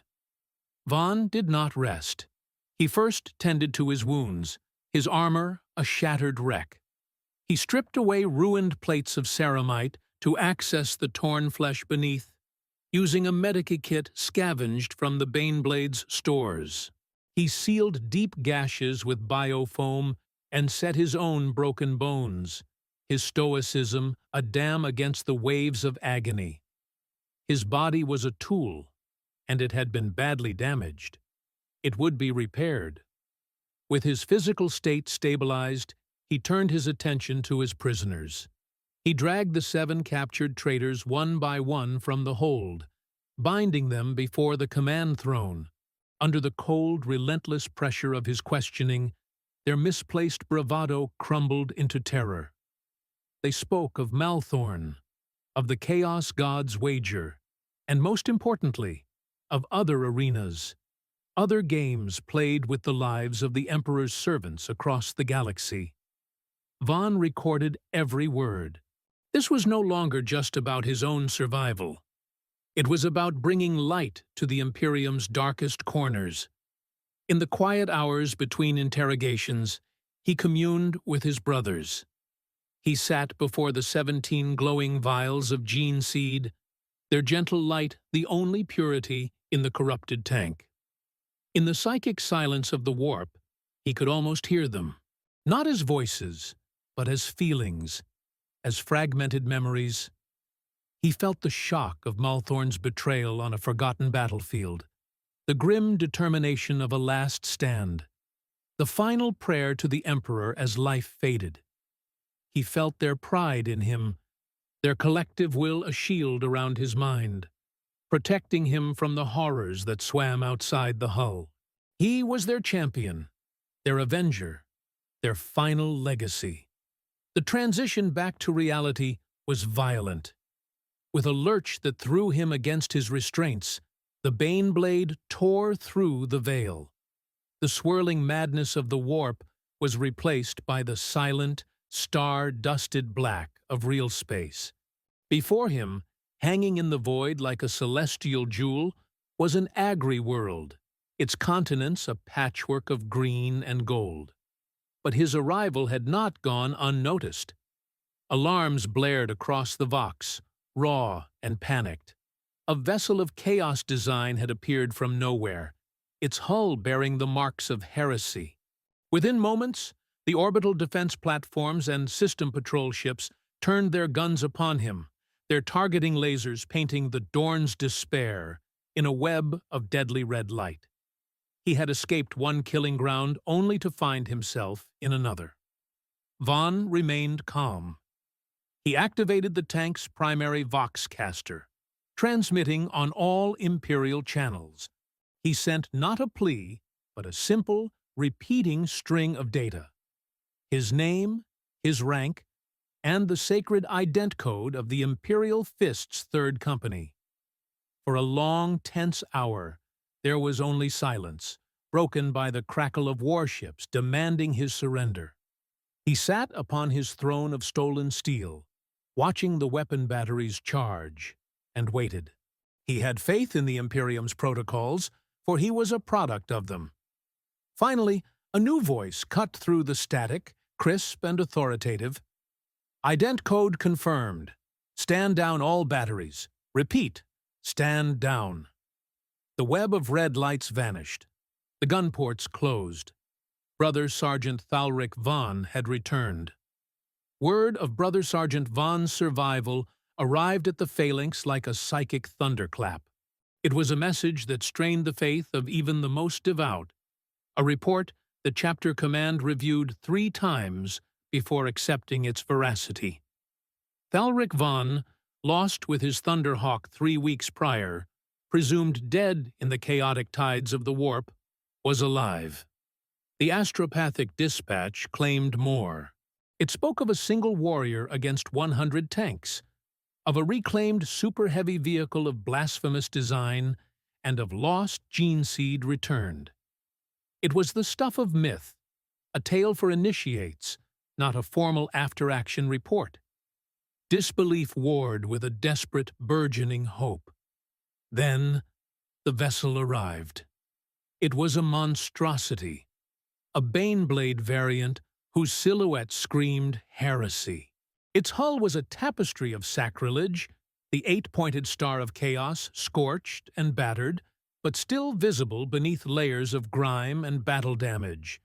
It broadcasted authenticated Imperial Fist ident codes, a ghost's voice from a traitor's machine.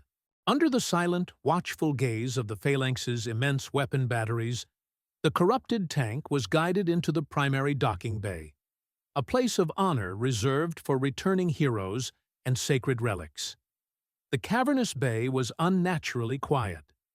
Ranks of yellow-armored space marines stood in silent formation, their discipline a physical presence in the air. Tech marines, apothecaries, and chaplains formed a grim honor guard. And at the center of it all, standing alone before the docking cradle, was Chapter Master Vladimir Pugh.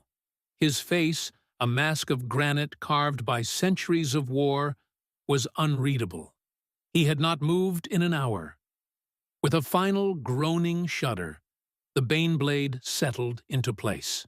A ramp hissed and lowered from its forward section, slamming onto the deck plating with a deafening clang. For a long moment, the portal was just a dark, empty maw. Then, A figure appeared. It was Thalric Vonn, but not as they remembered him. His power armor was a ruin, a shattered shell of ceramite held together by desperation and field repairs. Exposed cabling sparked around his gorget, and one pauldron was missing entirely, revealing the torn flesh and blackened bone beneath.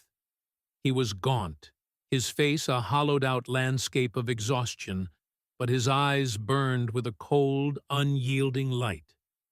In his hands, he carried a makeshift reliquary, a metal case from which a soft, golden light pulsed. He descended the ramp, each step a testament to sheer will. The only sound was the heavy, rhythmic clank of his boots on the deck. He did not look at the hundreds of his brothers watching him. His gaze was fixed on the chapter master. He crossed the final few meters and stopped before Pew, sinking to one knee in a gesture of profound fealty, the movement stiff with pain. He held up the case. "Chapter Master," Vonn's voice was a raw rasp. 17 of our brothers. I have brought them home." Pew did not speak. He reached down with one massive gauntlet and took the reliquary, his touch surprisingly gentle. Then he did something no living Imperial Fist had ever witnessed. He placed the case aside, gripped Vonn's arm, and pulled him to his feet. He did not offer a formal clasp or a nod of commendation. Instead, he pulled the battered sergeant into a crushing embrace, his own pristine auramite armor grinding against the wreckage of Vonn's. It was the embrace of a father finding a son he had already mourned, a raw, unguarded display of emotion that shattered the chapter's stoic facade like a power fist through glass. A collective, audible sigh of relief and awe passed through the assembled Marines. The moment broke, and the bay stirred back to life. Apothecaries in their stark white armor moved forward, taking the gene seed with a reverence usually reserved for the Primarch's own standard. The chief apothecary opened the case, and the pure, incorruptible light of 17 loyal souls washed over them. They were pure. It was a miracle. Tech Marines began to circle the Baneblade, their red armor a stark contrast to the heretical machine. They chanted litanies of purification, their optical sensors already assessing the blasphemies that needed to be scoured away. The Dorn's despair would be stripped to its soul and reborn. It would become the Dorn's vengeance. Pew finally released Vonn, holding him at arm's length. For the first time, the chapter master's eyes were not cold stone, but held the flicker of a proud, burning fire. "You have done more than your duty, son of Dorn," he said, his voice thick. "You have reminded us that faith is the strongest fortress." The gene seed would sire new warriors. The tank would become a symbol of victory. And Thalric Vonn, who had walked through hell, had come home not just as a survivor, but as a legend. The Hall of Judgment aboard the Phalanx was a place where history came to die. Its cavernous ceiling was lost in shadow, held aloft by pillars carved into the likenesses of grim-faced Imperial Fists of ages past. Banners of campaigns fought before the birth of the men below hung like silent, dust-choked ghosts. In this cold, echoing space, the 7 captured traitors were brought before the tribunal. They were no longer the sneering chaos worshippers from the Salt Flats. They were broken things, stripped of their corrupted armor and clad in rough-spun prisoners' robes. Their chains rattled with every trembling step, the only sound to break the oppressive silence. Thalric Vonn stood to the side, a silent, yellow-armored statue. He was a witness, not a participant. His new armor was pristine, but his face was a roadmap of the hell he had endured. He watched as the traitors were forced to their knees before a dais of high-backed thrones, where sat 3 senior officers of the chapter, their faces impassive masks of judgment. The interrogation was not a trial. It was a debriefing. The verdict had been decided the moment their corrupted souls had turned from the Emperor's light. This was about harvesting intelligence. One by one, their stories spilled out, voices thin and reedy in the vast hall. They spoke of Lord Commander Malthorn's obsessive hatred for the Sons of Dorne, of a century-long shadow war waged from the Eye of Terror. They described the collection of gene seed not just as trophies, but as fuel for dark rituals, a way to mock the very legacy of the chapter.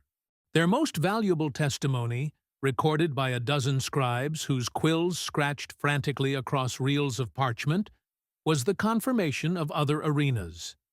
Kharybdis Prime was not unique. It was one of dozens, perhaps hundreds, of pocket realities and damned worlds where the ruinous powers staged their grotesque games. They used captured guardsmen, stranded naval crews, and even, on rare occasions, other space marines as pawns in their cosmic wagers. The names of worlds, coordinates within the warp, and descriptions of chaos warbands were extracted from their terrified minds. Every word was a potential crusade, a future battle that might save thousands from a similar fate. Vonn listened to it all, his expression unchanging. He felt no pity for these men, only a cold, profound contempt. They had bartered their souls for power and glory, and now, with their master dead and their gods silent, they offered up their secrets in a pathetic bid to live for one more day. He thought of the 17 brothers whose essences were now safe in the apothecarium, of their long, silent vigil in the dark. This reckoning was for them. When the last traitor had fallen silent, his confession a string of choked sobs, the lead judge on the dais spoke, his voice booming through the hall. "You are found guilty of heresy, treason, and consorting with the arch-enemy. Your names will be struck from all records. Your souls are forfeit. Your sentence is death." He then turned his gaze to Vonn. "Brother Sergeant Thalric Vonn, as is your right by conquest, and by the law of the Phalanx, the execution of these traitors falls to you." Vonn gave a single, sharp nod. The scene shifted to a stark, gray execution chamber deep within the fortress monastery. The traitors were forced to kneel in a line, their faces pressed against a retaining wall stained by the final rites of countless others. Vonn approached, a bolt pistol held steady in his gauntlet. He performed a final systems check, the motion precise, automatic. One of the traitors, a former Leman Russ commander, twisted his head to look back, his eyes wide with animal terror. "Mercy," he whimpered, "for the Emperor's sake." Vonn did not reply. He raised the pistol. The first shot was deafening, its report echoing off the bare metal walls. Then the second, the third. He moved down the line with the grim efficiency of a machine, each shot an act of final, absolute judgment. It was not vengeance. It was sanitation. Their bodies were taken to the reclamation forges and burned in a pyre that roared with white-hot fury. Vonn watched through an armored viewport as the last physical traces of their betrayal were consumed by the flames. The ashes were collected, loaded into a disposal canister, and fired into the void. From the viewing port, Vonn watched the small canister tumble into the blackness of space, an insignificant mote of dust against the backdrop of eternity. The chapter on Kharybdis Prime was closed, but as he turned away, a cold certainty settled in his soul. This was not an end. It was a declaration. He had humiliated the gods in their own playground, and they would not forget. The sanctum of heroes aboard the Phalanx was a space designed to inspire awe. Unlike the grim Hall of Judgment, this chamber was bathed in a soft, golden light that fell from high lumens, illuminating the names of every Imperial Fist who had ever fallen in service to the Emperor, etched into walls of polished obsidian. The entire chapter stood assembled in perfect silent ranks, their yellow power armor a forest of ceramite beneath banners depicting the greatest victories of Dorne's lineage. At the center of this solemn gathering, before the throne of Chapter Master Vladimir Pugh, stood Thalric Vonn. Pugh rose from his seat, his own ornate armor humming softly. His voice, unamplified, carried to every corner of the vast chamber, a voice accustomed to commanding fleets and armies. "Brother Thalric Vonn," he began, the formality of the address underscoring the gravity of the moment. "You were lost to us, consigned to the void, another name to be etched upon these hallowed walls. But you did not fall. You endured. You fought. You triumphed." He descended the steps of the dais, stopping before Vonn. "Against impossible odds, you faced the archenemy on their own ground and broke them. You reclaimed the sacred gene seed of 17 of our lost brothers, a debt that can never truly be repaid. You turned a monument of heresy into a weapon of vengeance. For this, you have earned more than mere survival." Pugh's gaze was as hard as granite. "By the authority vested in me as Master of the Imperial Fists, I hereby elevate you to the rank of Captain. You will take command of the 4th Company. The super-heavy tank, Dorne's Vengeance, is assigned to you and your command. Let it be a symbol of our unyielding resolve." Pugh then presented a heavy chain from which hung 17 small crystal vials. They did not contain gene seed, but a single drop of sacred oil, each one consecrated over the corresponding reclaimed sample. "Furthermore," Pugh declared, his voice resonating with 10,000 years of history, "I bestow upon you the title of Champion of Dorne. In the annals of our chapter, this honor has been granted only 6 times. You are the 7th. He placed the heavy chain around Vonn's neck. It was not a decoration. It was a weight, a burden, a constant physical reminder of the 17 souls he had carried home. But the ceremony was more than a private honor. It was a political broadcast. Even as Pugh spoke, the news was screaming across the segmentum. Astropathic choirs, their minds linked in a great psychic network, sang the tale of Kharybdis Prime from one end of the Imperium to the other. The story of one man against 100 tanks was a narrative too powerful for the administratum to ignore. Within weeks, propaganda pictcasts were being disseminated across 1,000 worlds.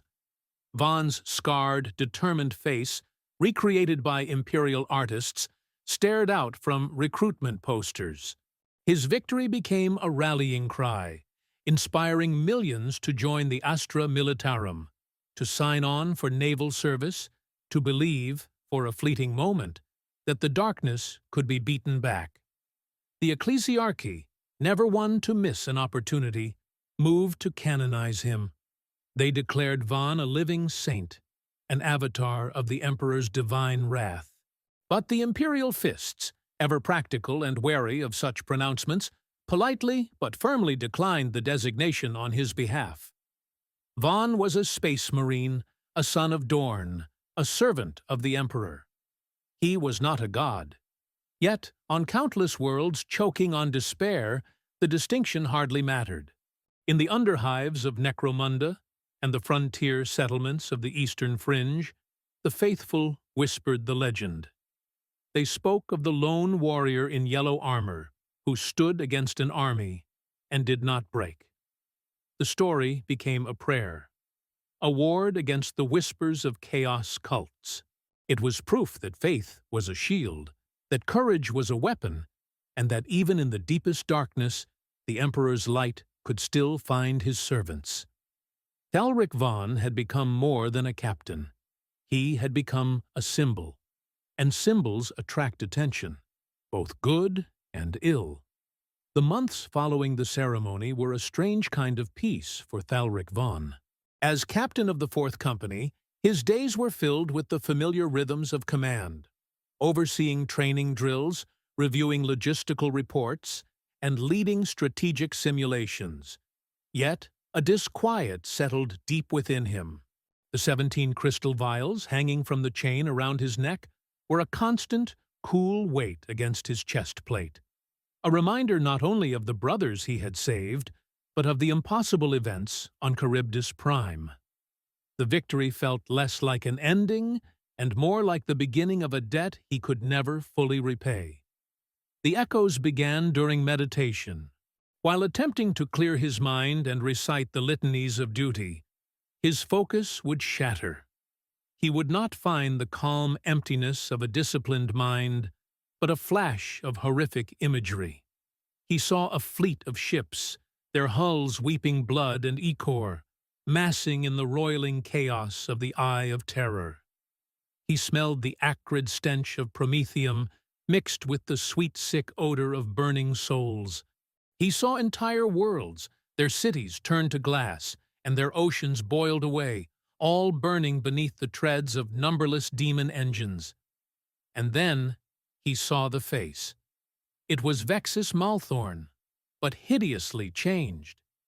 The bolt round that had ended his life was gone, and in its place, his ruined eye socket held a burning ember of pure warp fire.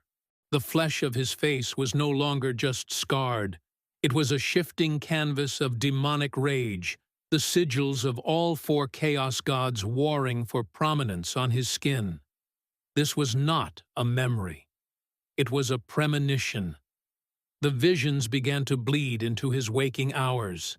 During a live fire exercise in the Phalanx's training cages, the servitor targets flickered for a half-second, their clumsy forms replaced by the skittering, multi-limbed horrors he had fought in the arena. During a command briefing, as he stared at the glowing hololith of the Segmentum Obscurus, he saw the star map ignite, entire systems blinking out in flares of crimson light. He never flinched, never gave any outward sign, but the strain began to wear on his soul. He was a son of Dorn, a bastion of stability, yet his own mind was becoming a window into madness. Following protocol, he reported the phenomena.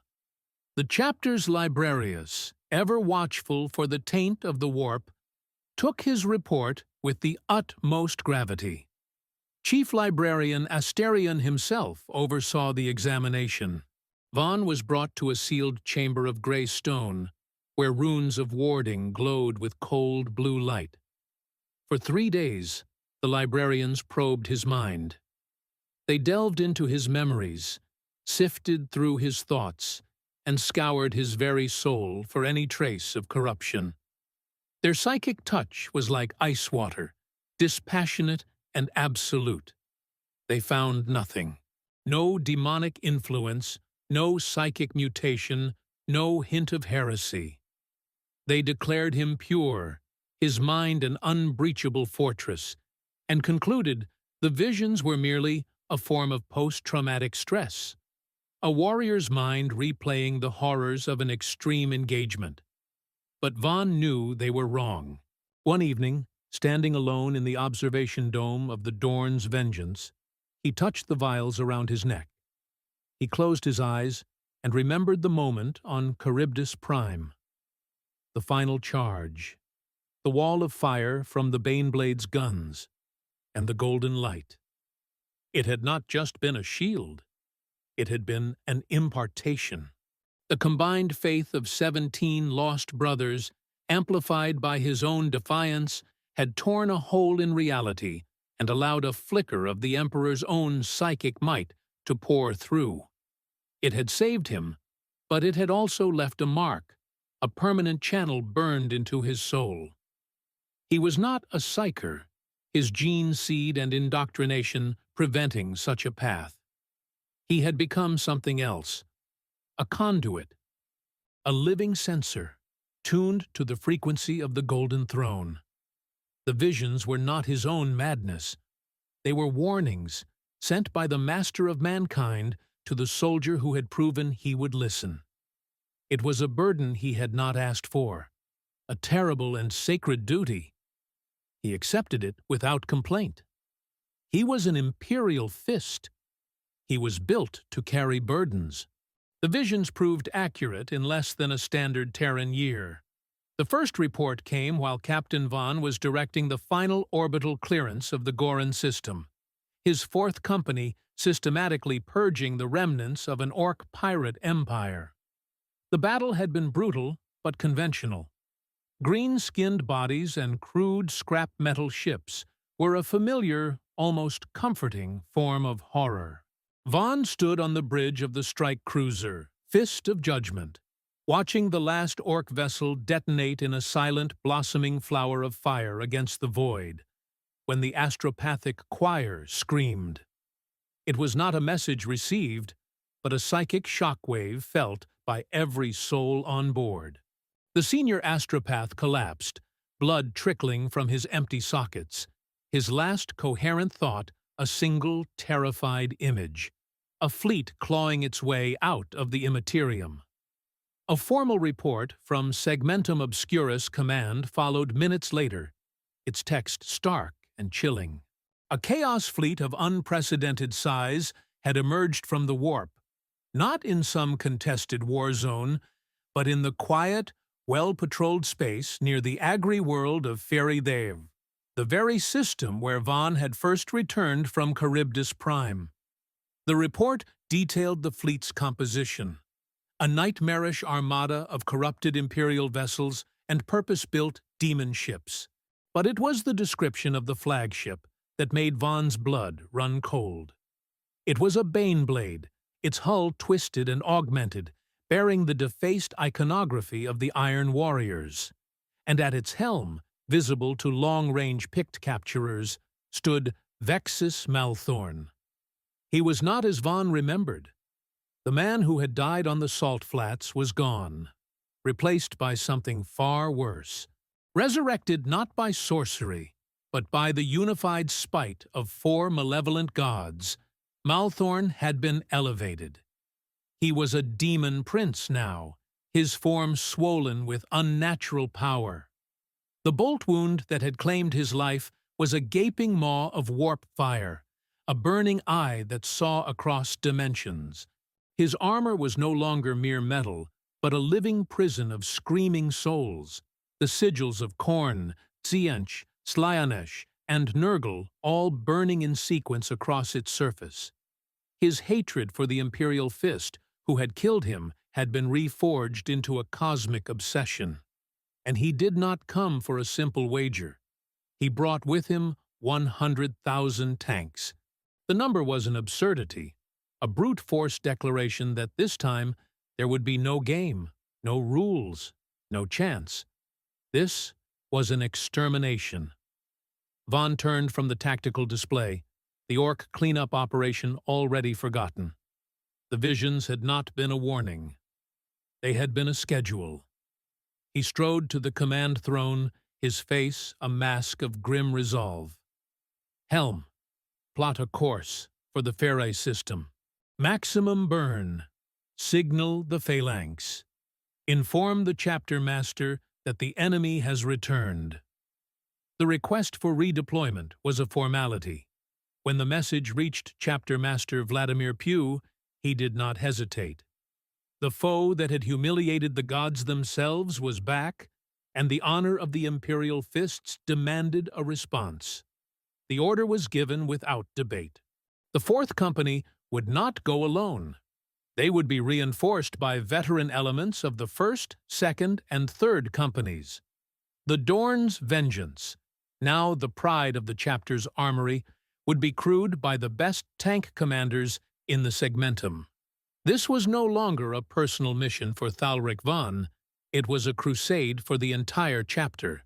As the Fist of Judgment and its escorts pivoted in the void, their engines igniting with star-bright fury, Vonn stood alone in his private chambers. He held the 17 vials in his hand, their cool crystal a familiar weight. He knew, with a certainty that transcended logic, that this was the true purpose of his survival. Malthorn's resurrection meant the Chaos Gods were personally invested in the outcome. Whatever happened on the fields of the coming conflict would be watched by entities older than the stars, and the stakes, for both sides, were nothing less than cosmic. The second game had begun. The Pharai system was a graveyard. Malthorn's fleet had not conquered the agri-world. It had scoured it, leaving a trail of orbital debris and planetary ruin as it moved on. The true target, the second arena, was Carthagen IV. When the Fist of Judgment translated into real space on its border, the fortress world was already dying. From the bridge view screen, Captain Vonn watched a planet on fire. Continents were shrouded in the black smoke of continent-sized battles. A shimmering ring of corrupted metal, the 100,000 tanks Malthorn had brought, formed a constricting noose around the last bastion of Imperial control. The planetary capital, Argentis. The scale was a strategic obscenity. It was not an army. It was a geological formation of hate, a moving mountain range of steel and demonic flesh. Vox transmissions from the surface were a chaotic symphony of desperation. The defenders of Argentis were holding, but they were not fighting a battle. They were enduring an apocalypse. 10,000 guardsmen of the Carthagen regulars, their numbers dwindling with every passing hour. 200 Space Marines from the Ironhawks chapter, a local garrison force bled white in the initial onslaught. The planetary governor's personal armored brigade, a collection of proud Lehman Russ tanks that were being swatted aside like toys. Against this, Malthorn had arrayed a force that could have conquered an entire sector. The disparity was not just terrifying, it was insulting. But Vonn was a son of Dorn. He did not see overwhelming odds. He saw an overextended enemy, a commander whose arrogance was his greatest vulnerability. Malthorn was not trying to win a war. He was staging a performance for his dark gods, and he had made himself the star. Vonn opened a secure channel to the beleaguered command structure in Argentis. He did not offer condolences or platitudes. He made a single request: transmit complete architectural schematics for the capital. All levels. Focus on subterranean infrastructure. The data stream flowed, and on the main hololith, Vonn found what he was looking for. Argentis, like many fortress cities, was honeycombed with tunnels. Not just maintenance conduits, but a massive, deep-level network designed for the mass evacuation of the civilian population. A network now repurposed as a last-ditch military highway. A plan, sharp and lethal, formed in his mind. It was a desperate gamble, born of necessity and a deep understanding of his foe's ego. He relayed his orders. The Imperial fleet, along with the bulk of his reinforcements, would commence a high-profile assault on the Chaos blockade and the enemy's front lines. They would make a show of it, a glorious, doomed charge against the city walls, drawing every eye, every picked recorder, every ounce of Malthorn's attention. The Demon Prince would relish the spectacle of the Imperium breaking itself against his shield. While the heavens burned and the walls of Argentis shook, Vonn would lead his own fourth company, with the Dorn's vengeance at its heart, on a different path. Under the cover of the orbital chaos, they would make a covert landing far from the front and descend into the evacuation tunnels. Their objective was not to relieve the city or break the siege. Their target was singular: Malthorn's flagship Baneblade. The vessel that Vonn's visions had shown him was more than just a tank. It was the Demon Prince's physical anchor to real space. If they could destroy it, Malthorn would not simply die. He would be violently unmade, banished back to the warp. Without his unifying will, the fragile coalition of chaos would shatter. The 100,000 tanks would become 100,000 rivals, and they would devour each other. It was a gambit worthy of Tzeentch himself, using the enemy's own nature against them. And Vonn, who had made a career of desperate gambles, knew it was his only path to victory. The ground behind the Chaos lines split open not with the subtlety of a tunnel entrance, but with the violence of an earthquake. Ferrocrete and packed earth erupted upwards as a dozen boar cutters, mounted on the vanguard of Vonn's assault, breached the surface simultaneously. From these sudden wounds in the earth, the Imperial Fists' 4th Company surged forth, a tide of yellow and black armor emerging in the heart of the enemy's staging area. The Dorn's Vengeance was the first to clear the ramp, its massive form a monument to retribution, its guns already swiveling to acquire targets. The surprise was absolute. The Chaos crews in the rear echelons, tasked with logistics and resupply, turned from watching the glorious annihilation of Argentus to find apocalypse blooming behind them. Vonn's voice, cold and clear over the company command vox, cut through the din. "Target designation, Malthorn. All units, form arrowhead formation. Advance at maximum engagement speed. No target of opportunity will divert us from the primary objective." What followed was a 20-kilometer charge through hell. The war-torn plains of Carthagen IV were a graveyard of shattered fortifications and the burning hulks of the governor's armored brigade. Vonn's company carved a path through this desolation, their tanks moving like a single armored beast. The Chaos forces, a disorganized mass of 100,000, began to react. Like a disturbed anthill, vehicles turned from the siege to intercept the intruders. Glass beams and autocannon rounds began to stitch the air. A Predator tank on Vonn's flank exploded as a Demolisher shell found its ammo store, but its wreck was simply crushed under the treads of the tank behind it. The advance did not slow. This was not a battle of maneuver. It was a race, a brutal sprint where the only currency was speed and firepower.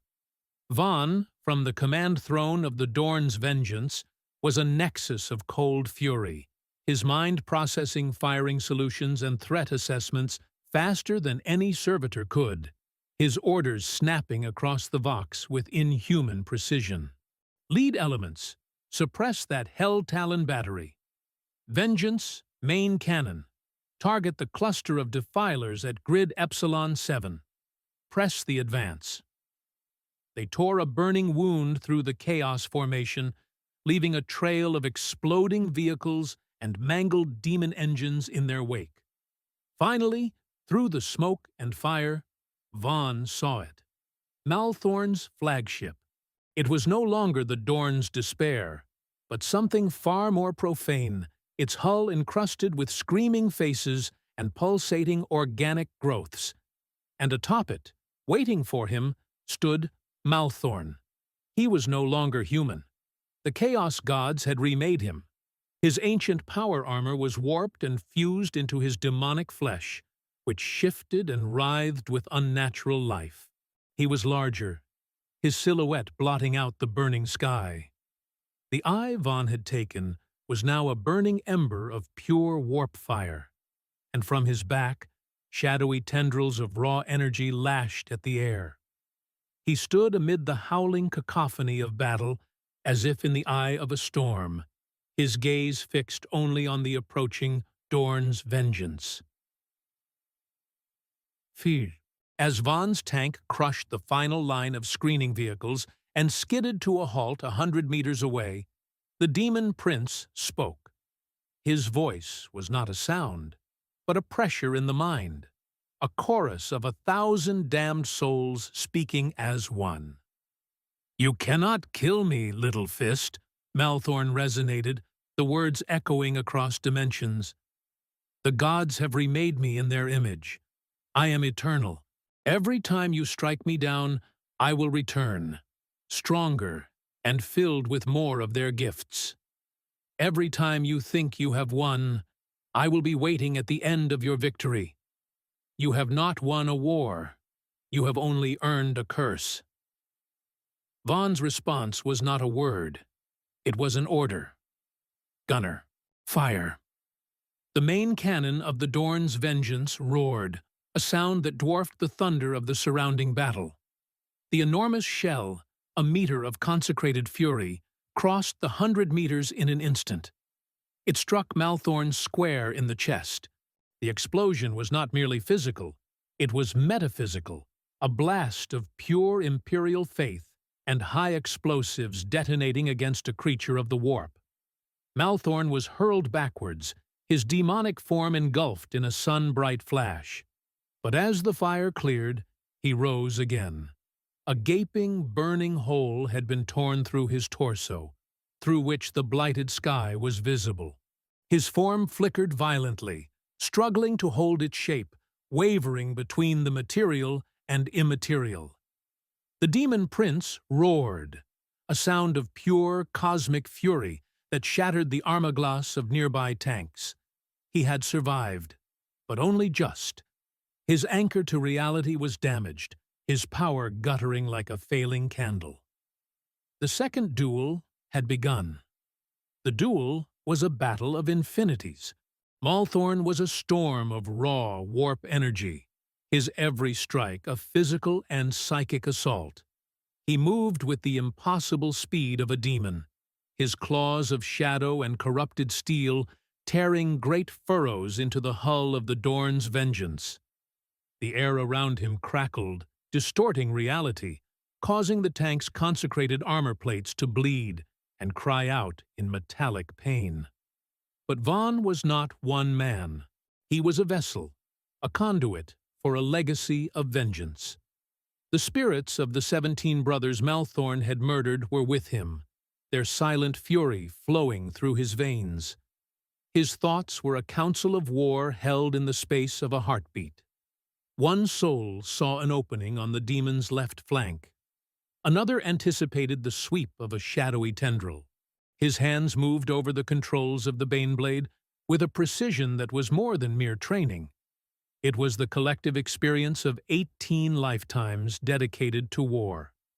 The Dorn's vengeance moved not like a super-heavy tank, but like a master duelist, its cannons firing in perfect concert with its movements, each shell a punctuation mark in a litany of hate. A shot from the main cannon, guided by the ghost of a long-dead sharpshooter, struck Malthorn's shoulder, atomizing a chunk of demonic flesh. But the wound closed in an instant, bubbling back into existence with a sneering laugh that echoed in Vonn's mind. It was then, as he watched the unholy regeneration, that Vonn understood. He could not kill this thing. Not here. Not with guns. Malthorn was no longer a being of flesh and blood. He was an idea, a curse given form, sustained by the endless malice of his patrons. You cannot kill a curse with a cannon, but you can shatter the vessel that contains it.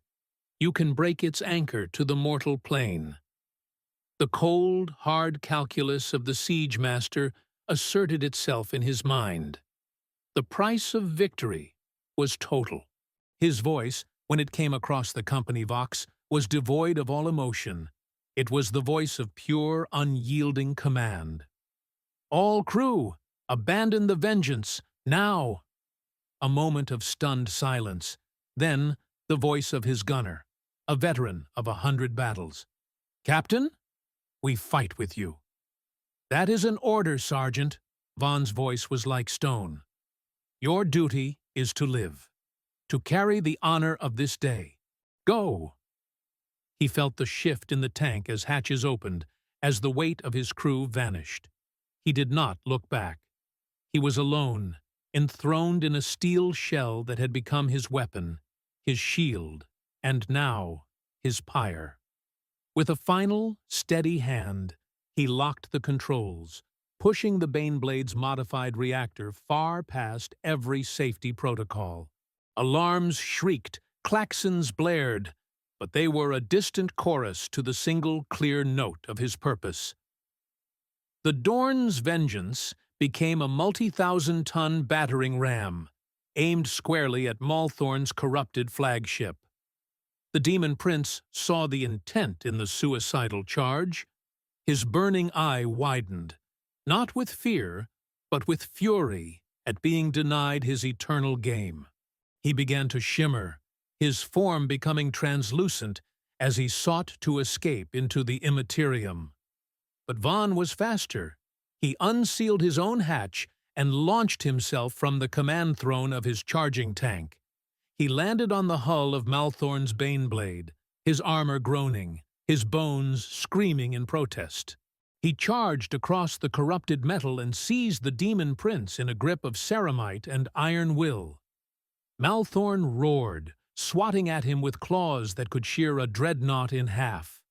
Vonn's armor cracked, his ribs shattered, but he held on, a mortal anchor binding an immortal demon to its fate.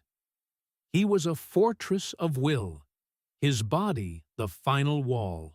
As the Dorn's vengeance closed the final 100 meters, its reactor core glowing white-hot through seams in its hull, Vonn looked into the burning eye of his nemesis, his face a mask of blood and grim finality. "You are not eternal," Vonn grunted, his voice a broken rasp, a final sermon spoken in grit and pain. "You are nothing." He leaned in closer, his grip tightening as the world began to dissolve into light. "And when you return to the warp, tell your gods that Dorn's sons will always be waiting." The tanks collided. The world did not explode. It was simply erased. There was a silent, all-consuming flash of white fire, a wave of incandescent energy from the breached reactor that vaporized both super-heavy tanks and everything for a kilometer in every direction. The battle stopped.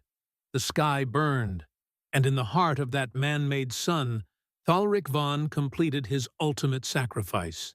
The light of the explosion was seen from orbit, a silent, blossoming star of pure white that briefly outshone the fires of the besieged capital below. On the ground, the sound was absolute, a physical wave of force that flattened structures and vaporized everything at its epicenter. Then, an unnatural silence fell over the battlefield, broken only by the crackle of 1,000 fires. The demon prince Malthorn was gone, his physical anchor and his corrupted Baneblade erased from existence. His essence, screaming and impotent, was scattered back into the howling madness of the warp. For the 100,000 traitors and demons of his army, the effect was instantaneous. The psychic link that bound them together, the sheer force of Malthorn's will, was severed. The army did not just halt, it fractured. Veterans of the Long War, their minds suddenly their own again, saw only rivals and threats in their allies. Demon engines, their master banished, turned on the nearest mortals. Crews who had fought side by side for centuries opened fire on one another over petty slights, or for the favor of gods who had already turned their attention elsewhere.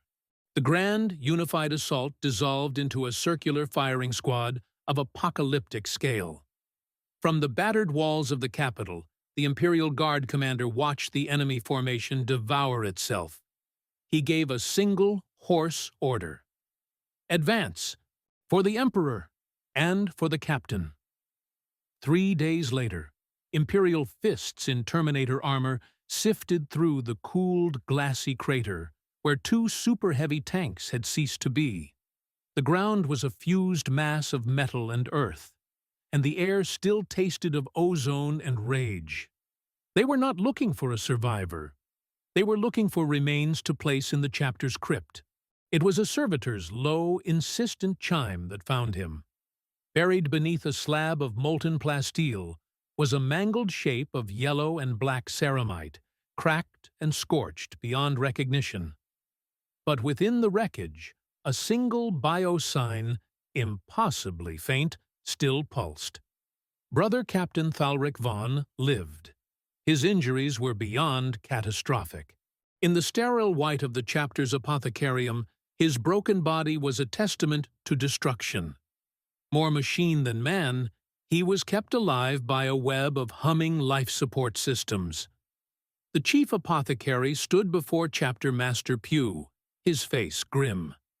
The prognosis was clear. His body cannot be rebuilt, my lord. His will, perhaps, but his flesh is lost. We can preserve his mind. His spirit, the sarcophagus of a dreadnought, is his only path forward. Pugh looked at the still form of his champion, the warrior who had faced down 2 armies. He saw not a ruin, but a fortress that had refused to fall. He was about to give the order when a single, mangled hand on the medicus slab twitched. One finger, then another, curled into a fist of denial.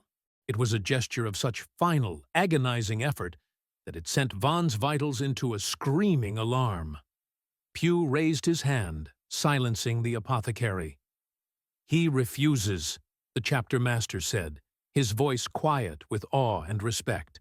"His will remains his own. You will not entomb him. You will heal him. Or you will give his soul the peace he has earned." The recovery was a thing of legend in itself. For months, Vonn's body was a battlefield between medical science and mortal limits. Augmetics were implanted, organs flash-cloned, bones laced with adamantium. Through it all, his will burned like a pilot light, refusing to be extinguished. The day he finally rose from his sickbed, scarred but whole, Chapter Master Pugh was there, waiting. No words were exchanged. None were needed. The 2 sons of Dorne simply looked at each other, and the galaxy shifted around them. Vonn's story could not be contained by propaganda. It became a prayer whispered in the dark, a tale told to frighten the faithless and inspire the brave. On 100 worlds, statues were raised not of a captain, but of a symbol, an embodiment of defiance. And on the distant Golden Throne, a flicker of ancient consciousness, a mind that spanned millennia, took note of the name Thalric Vonn, and for a moment, the oppressive darkness of the galaxy felt infinitesimally lighter. The Chaos Gods, watching from their impossible realms, began to plan their next entertainment. They would not underestimate the Sons of Dorne again. The war, as always, would continue. But on Carthagen Thorf, and in the hearts of billions, a truth had been forged in fire. In the grim darkness of the far future, there is only war. But this day, there had been victory.